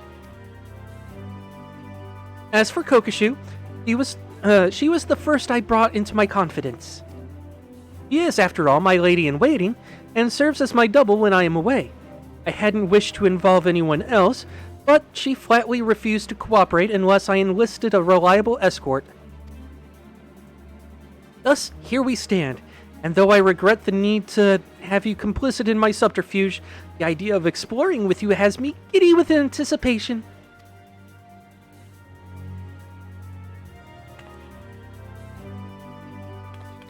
If you could make your way directly to the excavation site in Central Thanolin, the foreman there has been instructed to permit you entrance. Considering the tunnels reach all the way to the palace, security protocols dictate that we receive reports anytime someone enters the ruins. I will take that as my signal to join you, via the secret passages, of course. Now, let us make our preparations. We should, as you say, be ready for anything.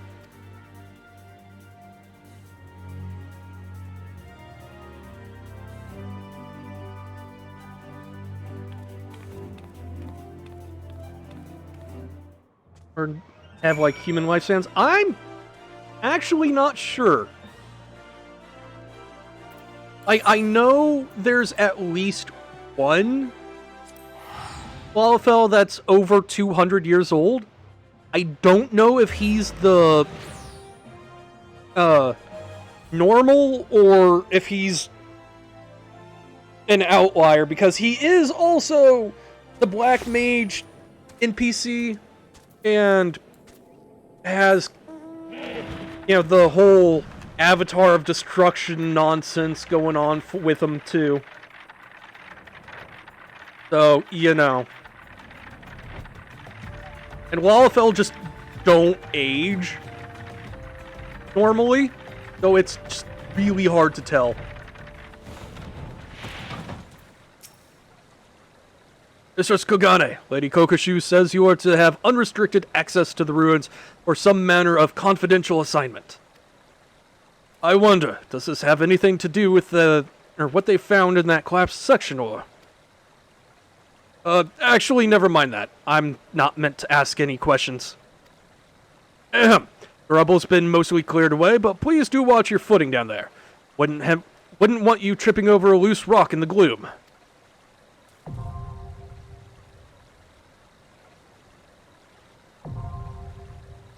Alright. Variant dungeons are a unique type of duty featuring branching paths. By exploring these choices alongside the quest character, you will gradually reveal new elements of the overarching story. Okay. Unlocking certain branches may require some detective work.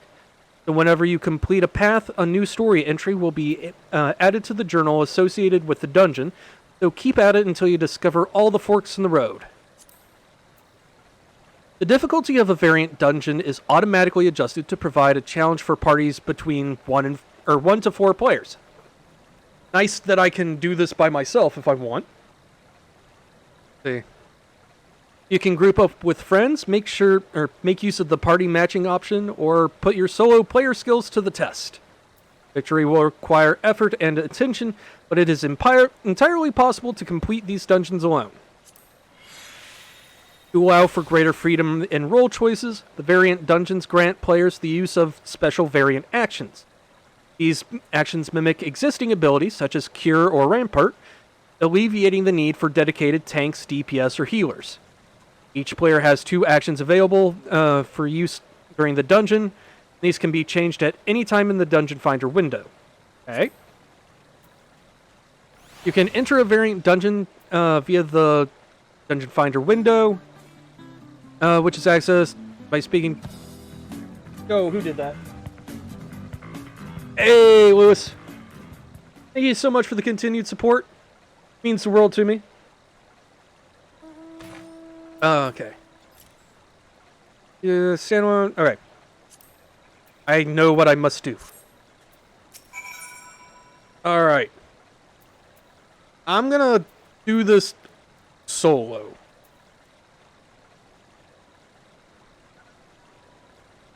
One day you will speak normally. I do not believe you.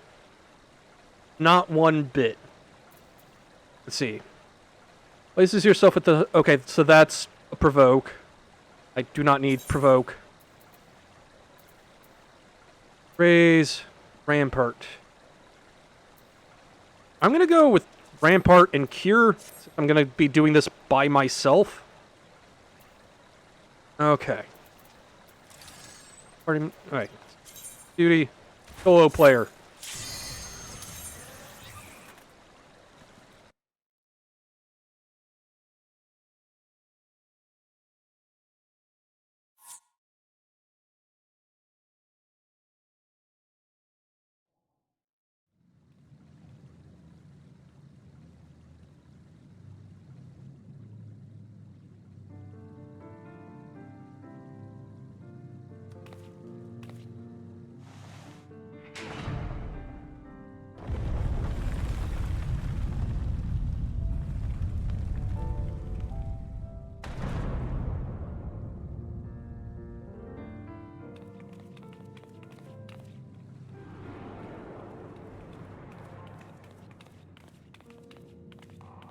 I see we're making a deal, apparently.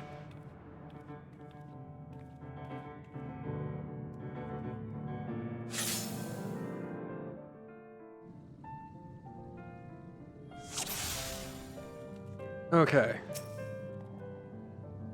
3 more gates. Would seem we have to make a choice. Your instincts pull you one way or another. If I were to listen to mine, I find myself drawn to this one. Oh, we've picked the same gate. Settles it then. I'm just following your lead, lady. The expedition begin. Also, this is fucking big. God damn. I'll have to burn these clothes. God damn, Nanamo. I'll preserve me. Creepers and crawlers. Pray, clear the path, Ayane. As you wish. That's what I'm here for.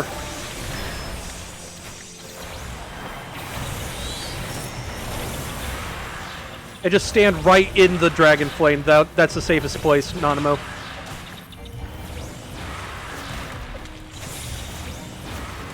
Okay.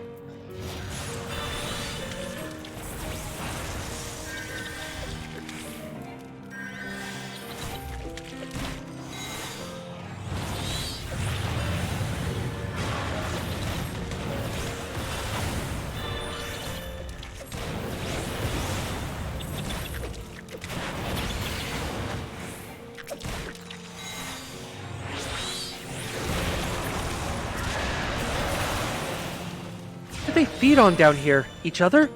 And why must it smell so positively putrid? I mean, we are underground and fungus and everything. Careful, that big one looks nasty. Okay.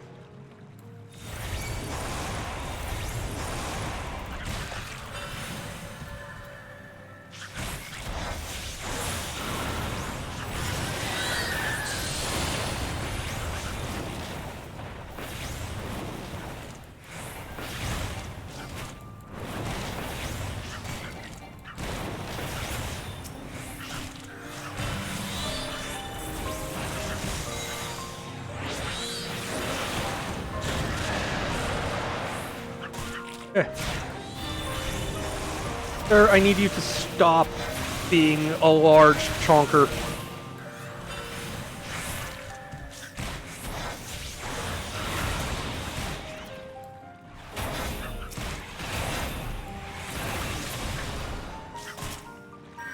Okay, just here.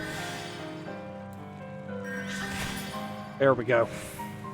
Even empty of pests, this is a dark or dank mold-ridden nightmare. How long has it lain unattended? Beavers, diamonds, and sewer skink. Okay. Though that fell in my mouth, is adventuring always this disgusting? Not always, just most of the time. Rather not traverse a fungal bridge, but I suppose if we must, we hurry across. Okay. More of these assholes.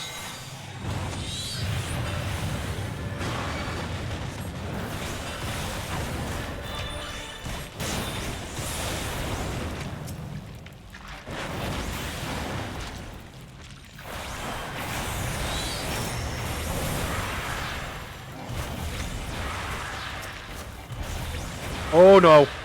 I am not standing in that.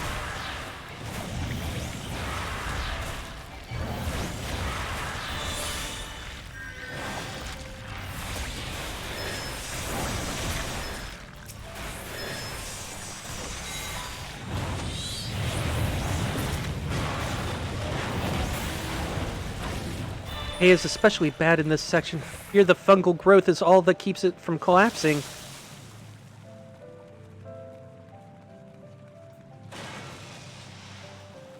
You see, even the water is some ghastly shade of... Wait, that's ceruleum? Give that a wide berth? Is all such a sorry state of disrepair. Durion the Steer. Okay. Let's do this.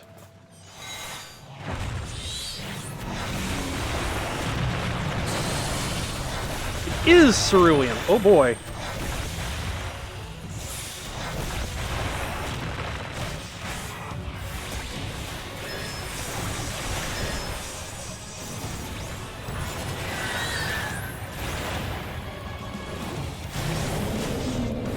It feels weird that I could actually, like, get hit by a, tank buster and not die.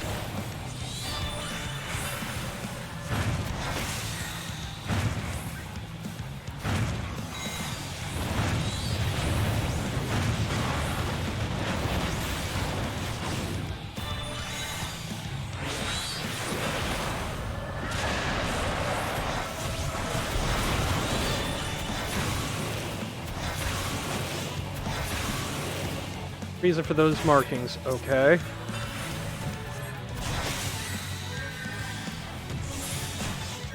I see. The white ones I stand on top of, red ones I get away from.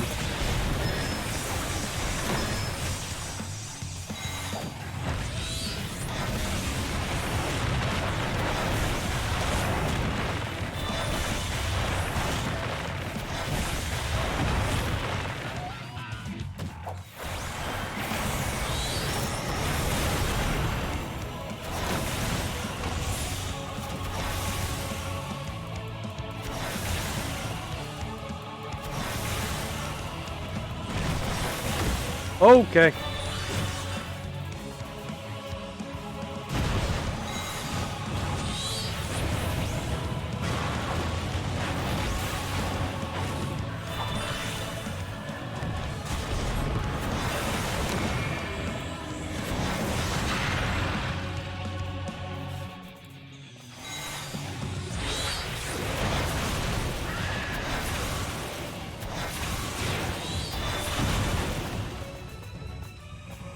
Okay, I'm free. Okay.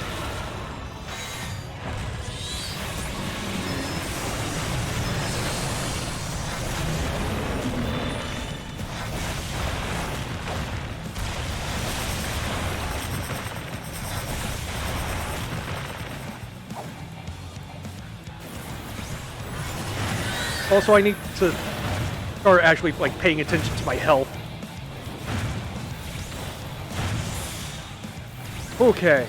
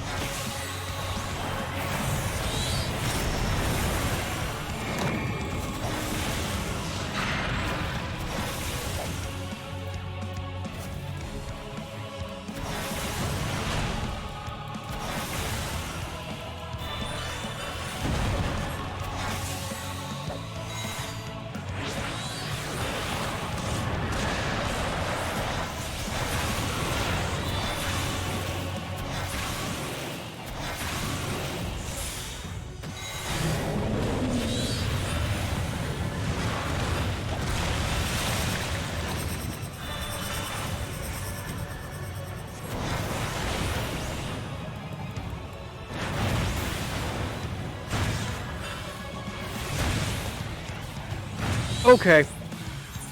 Well then. That was unfortunate.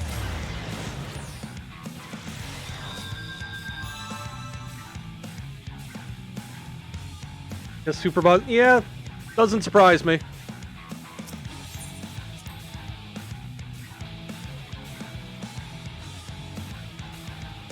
I also fully expect to find the fucking Kaiser Dragon down here or something.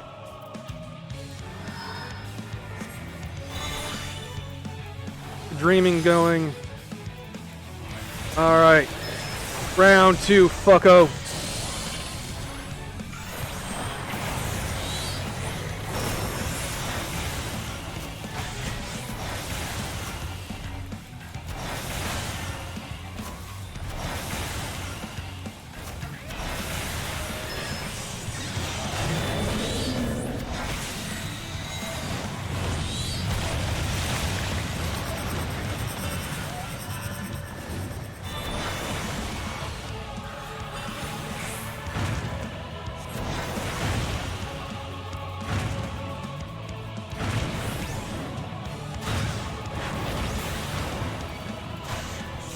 Okay, I thought I was out of the AoE for the Finny bit, but I guess I was not.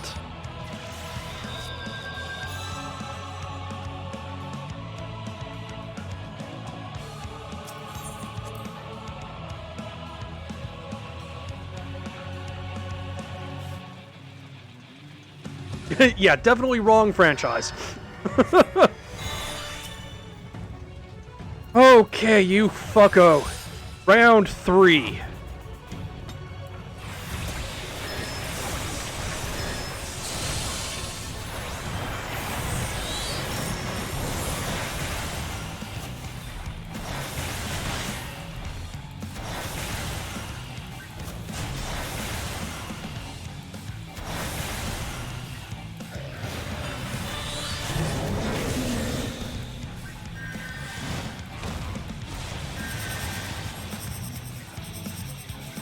Okay, like, right here should be, like, the safest.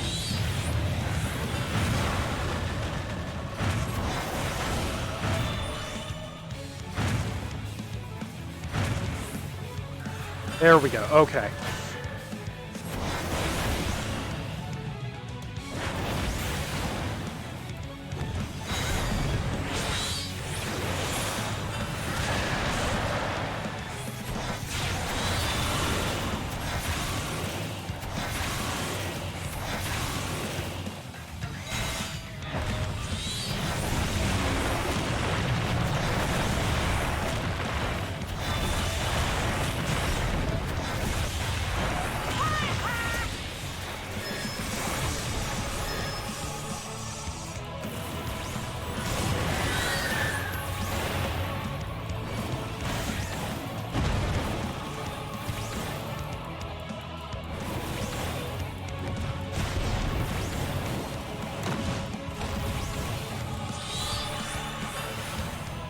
Then he's going to flip him.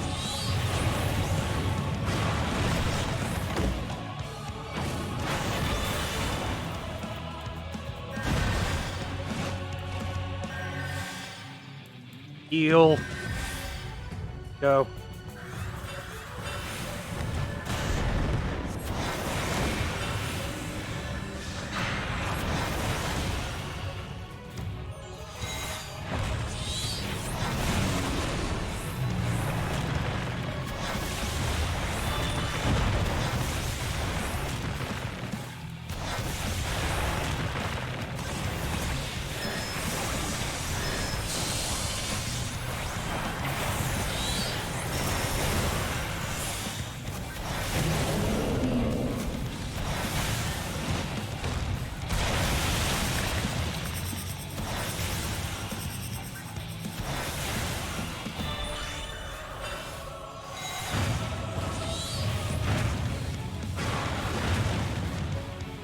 Concentrate on surviving.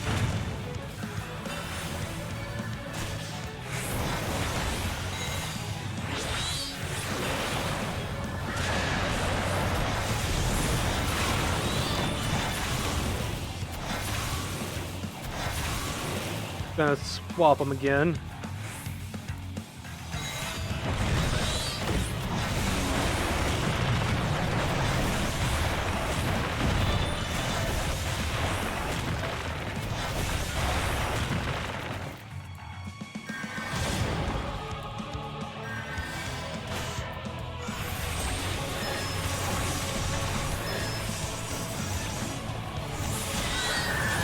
Almost didn't get that mitigation off in time.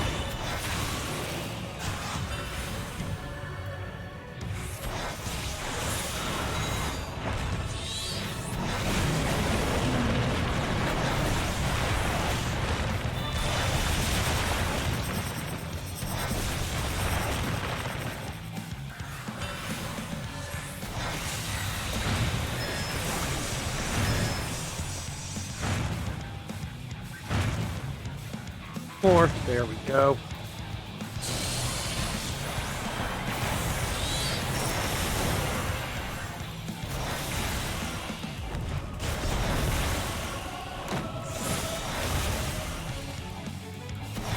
And he's swapping them.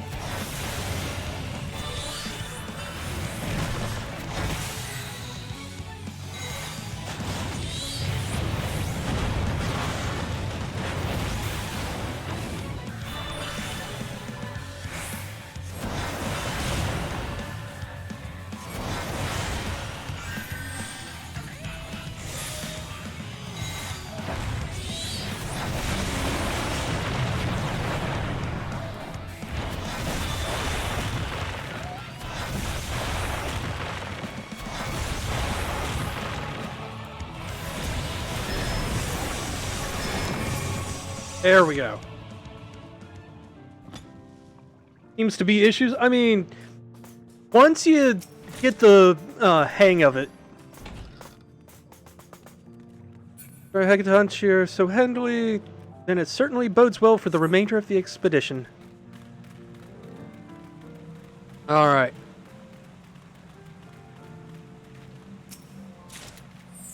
To think that such a cavernous hollow yawns directly beneath Ul'dah. Raising one of these lifts should provide us passage across, assuming, of course, that winch yet functions.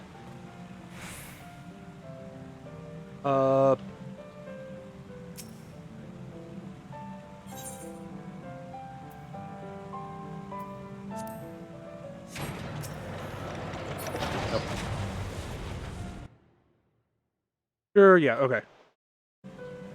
Lift appears to be, The lift appears to be Ul'Dan design, albeit an old one, but everything else screams Amalja.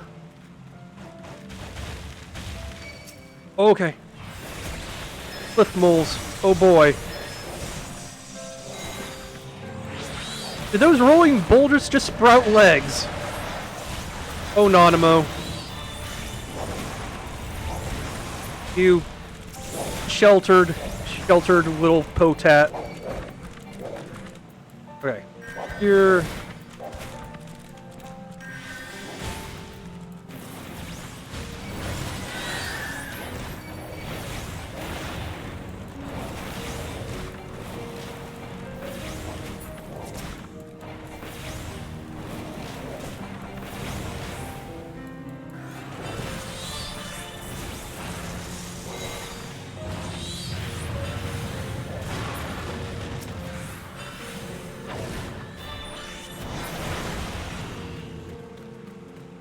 Yes, most definitely a Amalja construction. Fortifications built for war rather than habitation, I would say.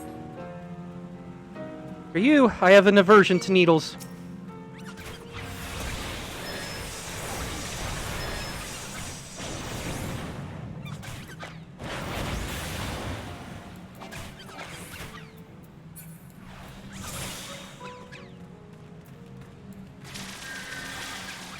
Up a bit. Oh god.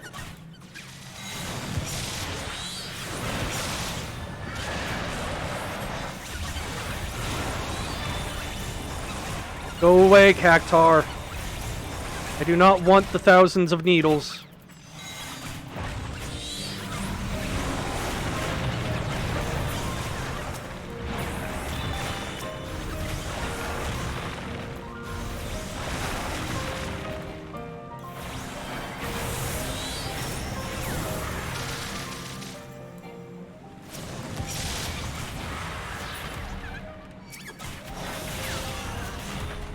There we go.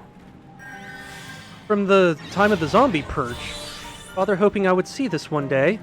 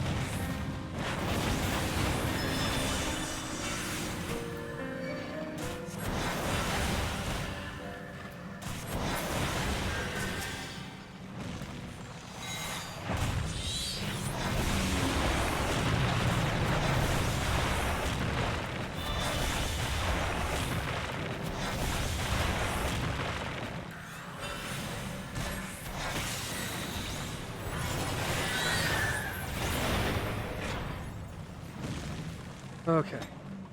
Did you know that Ul'Dan and Amalja once fought side by side? It's not common knowledge. A door of solid iron. No sign of... or my key will open it. You see any handy levers or the like? Let's see.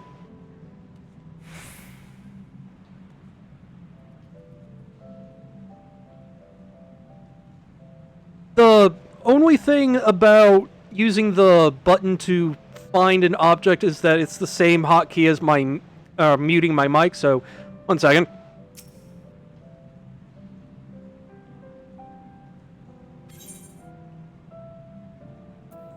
Now that I've found thing, there we go. Make sure I've unmuted. Okay, good. Message engraved in the common tongue. In the beginning, the Lord of the Inferno shared with us his flame. Speak the name of the gift he bestowed upon our bloodline. The Blessed Spark.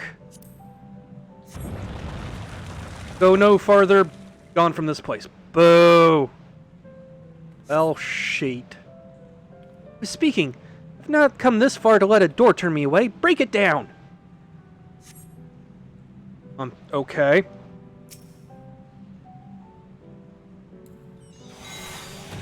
Here. I'll just have Ifrit bust it down for me. into having my own personal battering ram. Body voices dimly lit staircases. It has a feel of a haunted crypt. Is this a tomb? I don't like the look of that.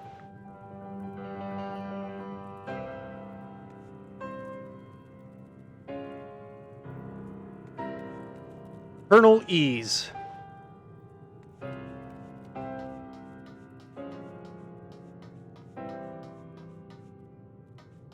I think we found the Ark of the Covenant.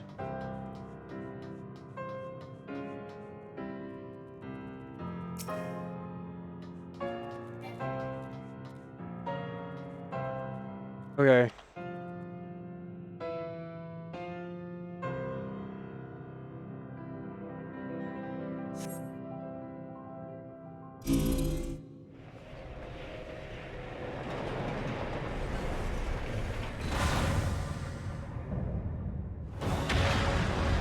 Dallas Ga. Okay.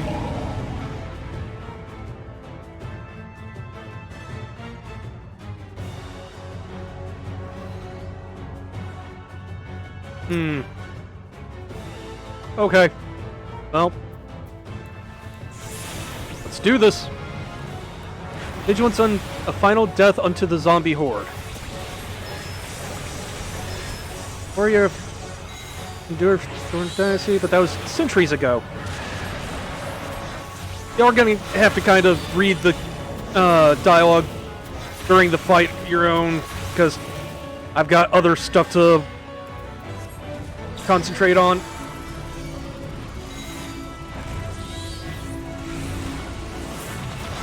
Yep. Okay.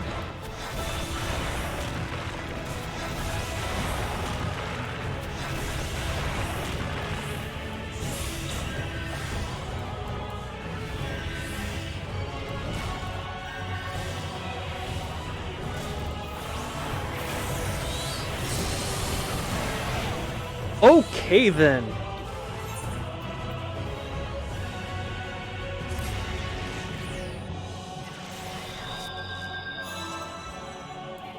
I see.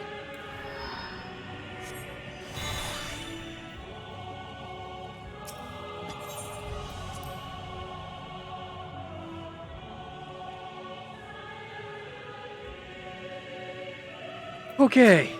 Take 2. Lucid dreaming going.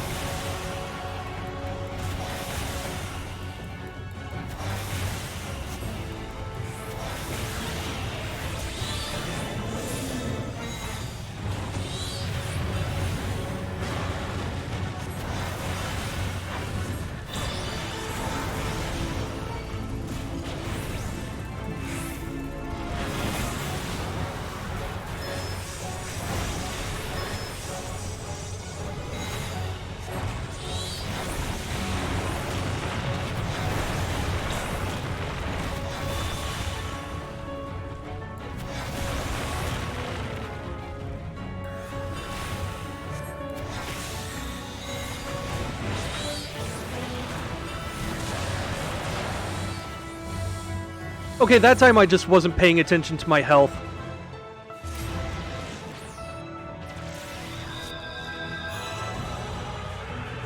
I forgot I'm down here by myself and I have to be both healer and tank.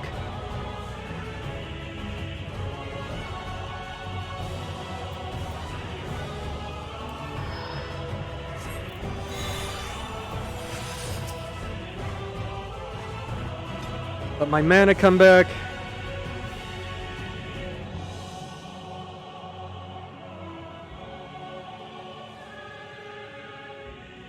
Okay. Take 3.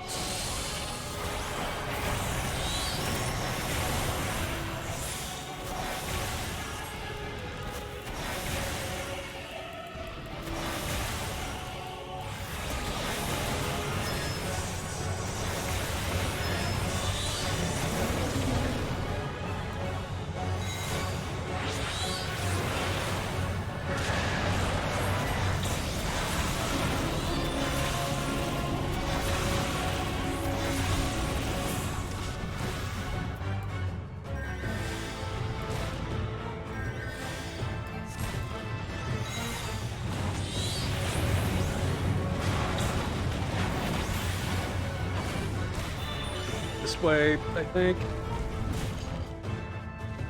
Right here should be safe. Okay, close enough.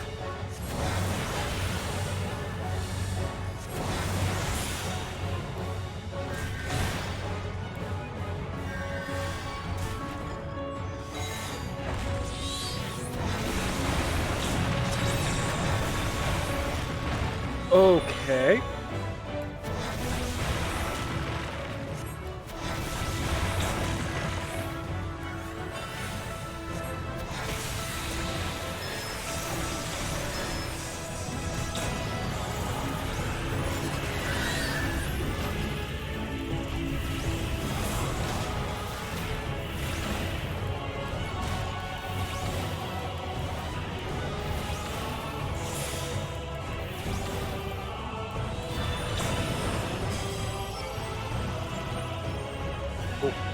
Okay.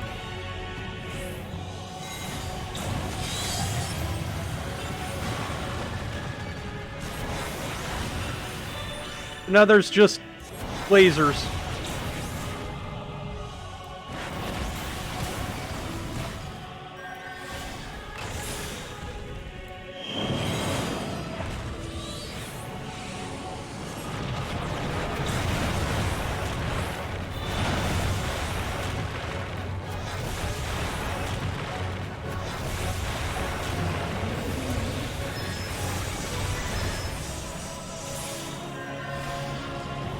Kill.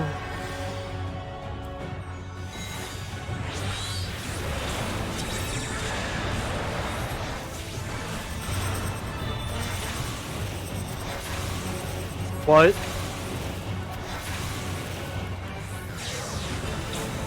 Oh. Okay.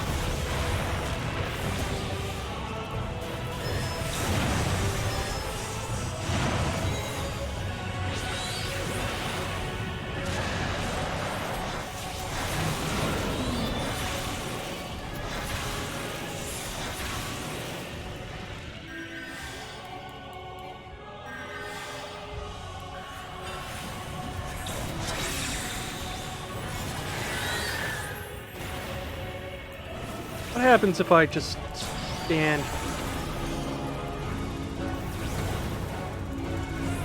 Better yet, like that.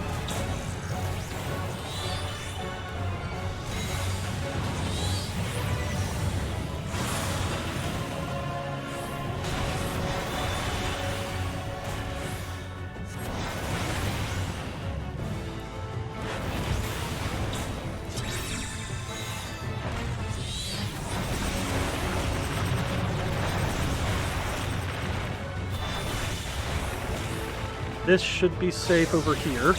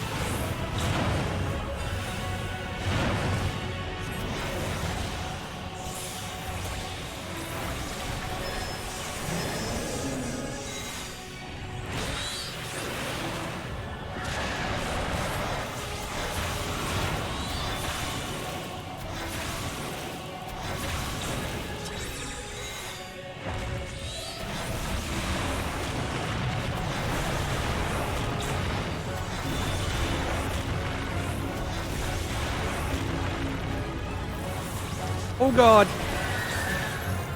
I did not see he put that up. Ah, fuck.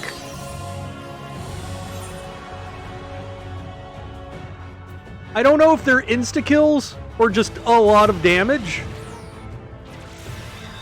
But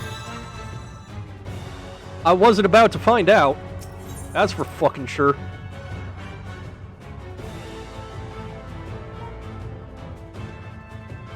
Okay, give me a sec to stretch.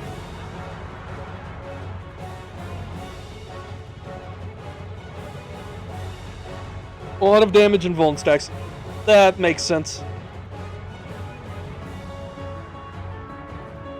Okay.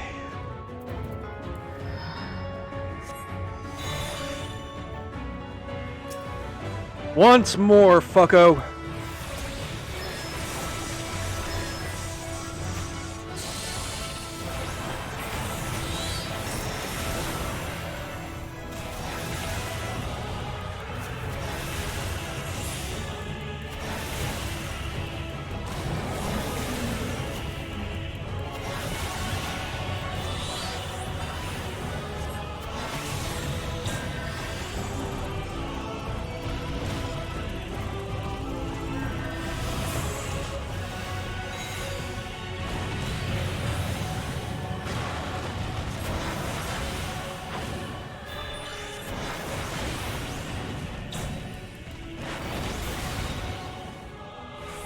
Okay, this should be safe, this corner.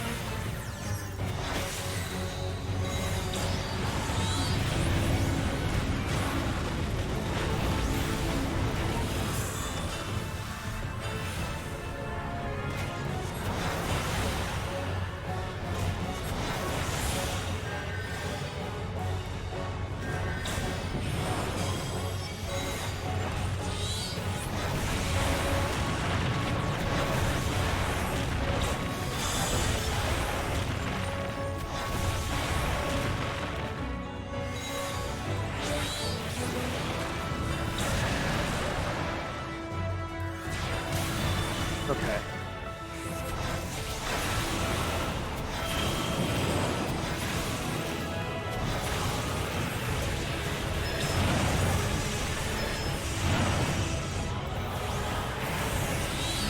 Keep doing that in the wrong order, but fuck it.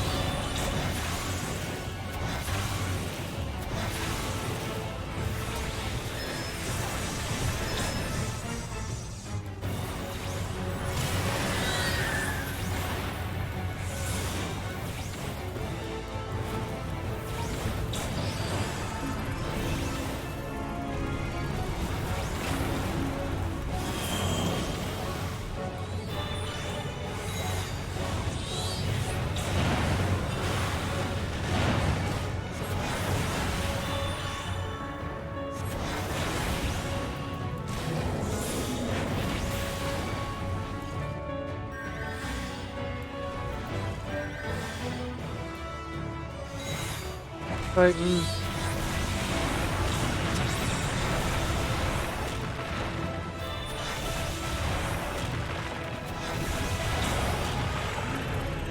Oh god. Saw that. There we go. Avoided the same mistake as last time, at least.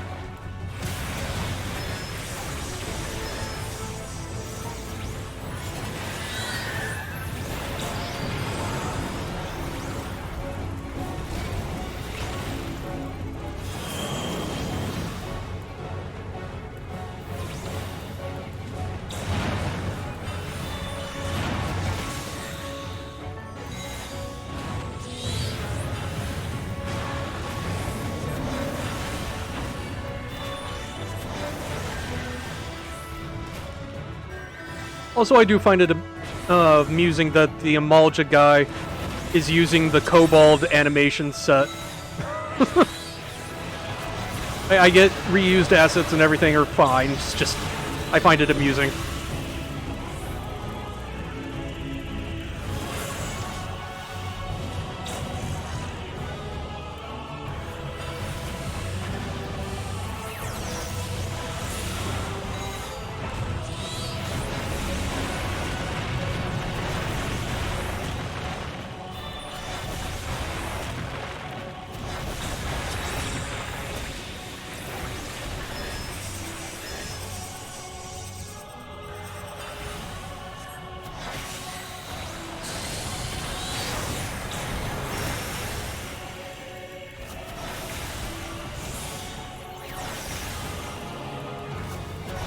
Almost there this time.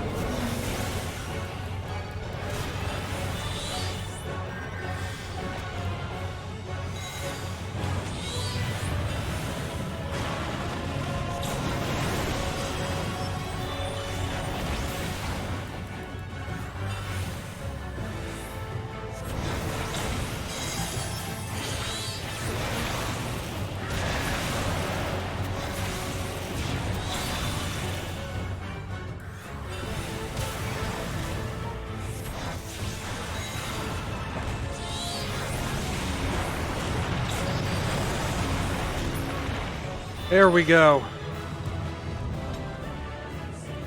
Tragic to a valiant warrior, he at least seemed unaware of his affliction. Okay.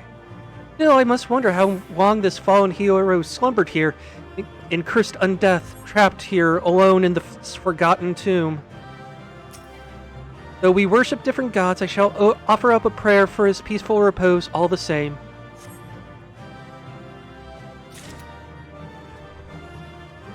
I got a card. Shall we make our return then, Ayane? Seems little reason to linger here.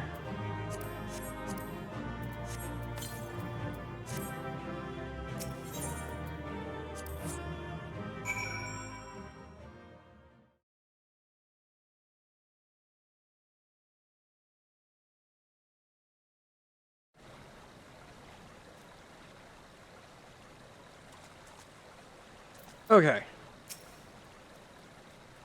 Miss Kugane, all done with your assignment, then?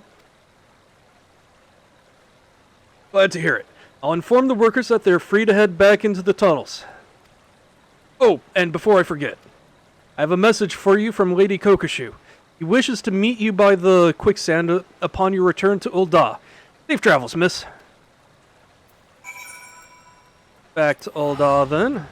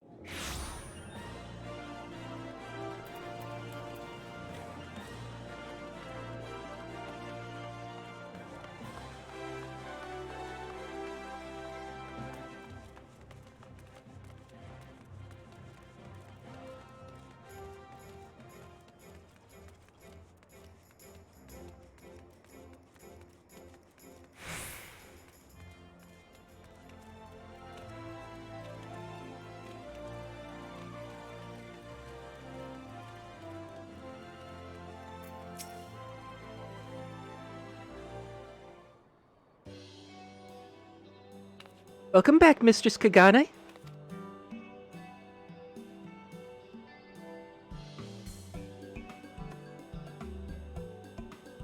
As Kokoshu might say, is I Nanamo? Did I fool you? My lady-in-waiting yet plays the role of Sultana, but we reasoned it odd if Kokoshu were to enter my chambers and never emerge. Thus the disguise. It also affords me a way to speak with you without the usual royal fanfare. As for our expedition, that was rather more taxing than I had anticipated.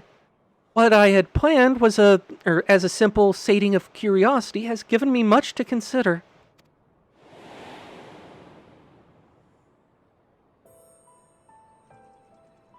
You are aware of Ul'dah's historic alliance with the Amalja. The fortifications we saw are undoubtedly remnants of, or from that period of cooperation, a chapter of our past that has long been kept from the light of day. I've been afforded a tangible glimpse into how things once stood between us. As we continue our struggle to repair ties with the tribes, I am encouraged that they will one day be so harmonious again.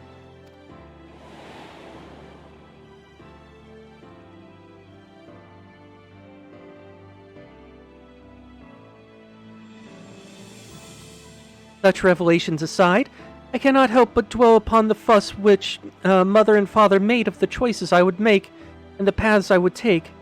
Other places of import yet lurk behind those portals, of that I am certain. Yes, I should very much like to conduct a more thorough exploration, when time and circumstance permit, of course. Aid me in mapping out this underground enigma, and you will find me a very grateful Sultana.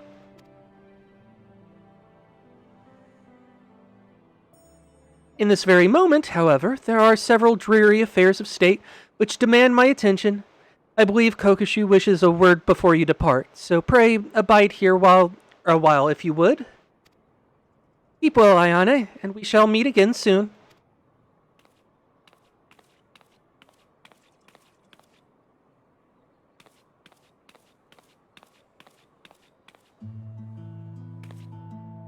Welcome back, Mistress Kogane.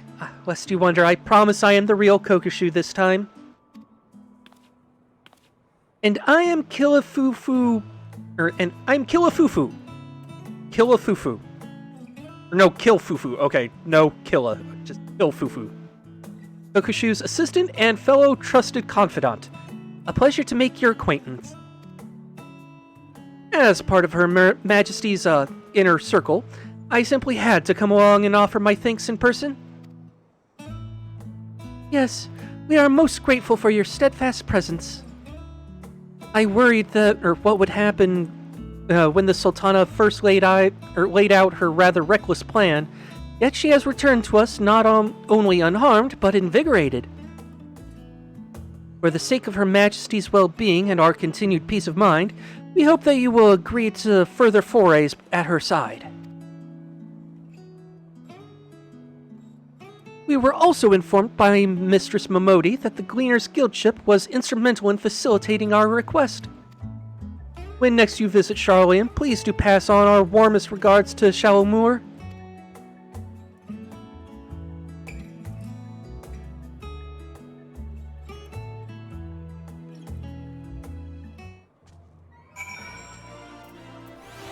Alright.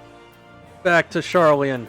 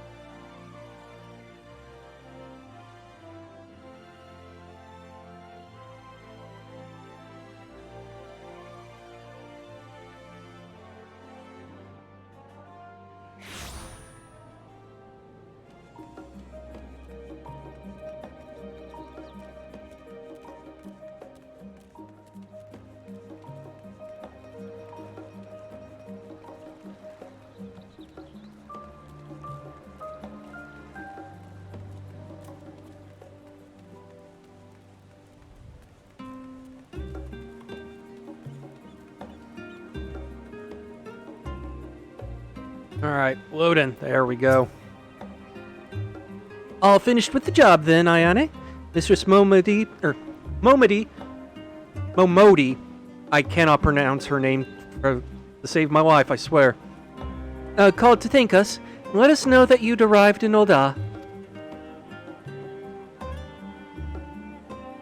So, the little lady-in-waiting sends her regards as well, does she? They sure know how to make a girl feel appreciated. Oh, I should probably give you a nudge in Osmond's direction. He's been scanning the crowd every few moments, hoping you'd be back to regale him with the tale of your odd-job adventure. If you've the time, I'm sure he'd be thrilled with any scrap of story you care to share.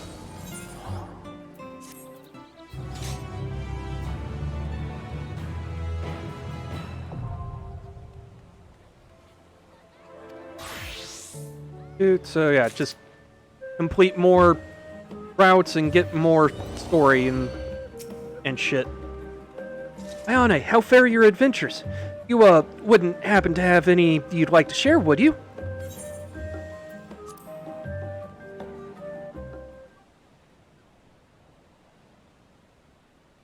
Sildon Subterrane. I am passing familiar with its history. And Mistress Momodi's client had you exploring this network of tunnels and aqueducts?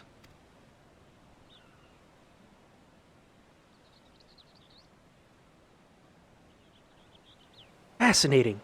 By your description, this mysterious gate's floral motif sounds very much like a gerbera, or daisy as some prefer to call it. Shalomur is our resident botanical expert, so I can only tell you what she's told me. That gerberas are a common sight in Ul'dah, having adapted to thrive in Thul'dan's arid climate. I've also read that the Royal House of Thorn had something of a special relationship with these blooms. And it was not during the Thorn Dynasty that the Sildon waterways were purged of zombies? Was it not? Okay. Blech. Curious. The Thorn's shadow flickers, ever present at the edges of your tale. I understand you are not at liberty to tell me everything, but even the abridged account has been absolutely captivating. Sealed gate, the hidden paths which lie beyond, the kind of perilous locales a poor combatant such as myself would read about but never hope or wish to visit.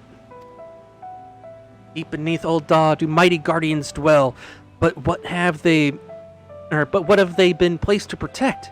It practically bleeds intrigue.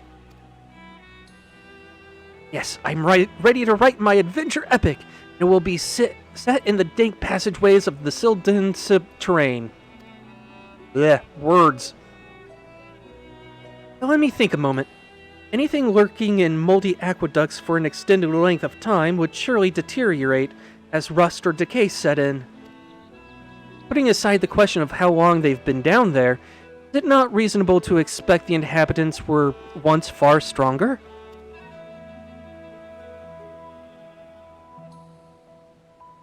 Perhaps strong enough to challenge even the indomitable Ayane, eh? With you as my muse, this book will all but write itself. Bleh, words.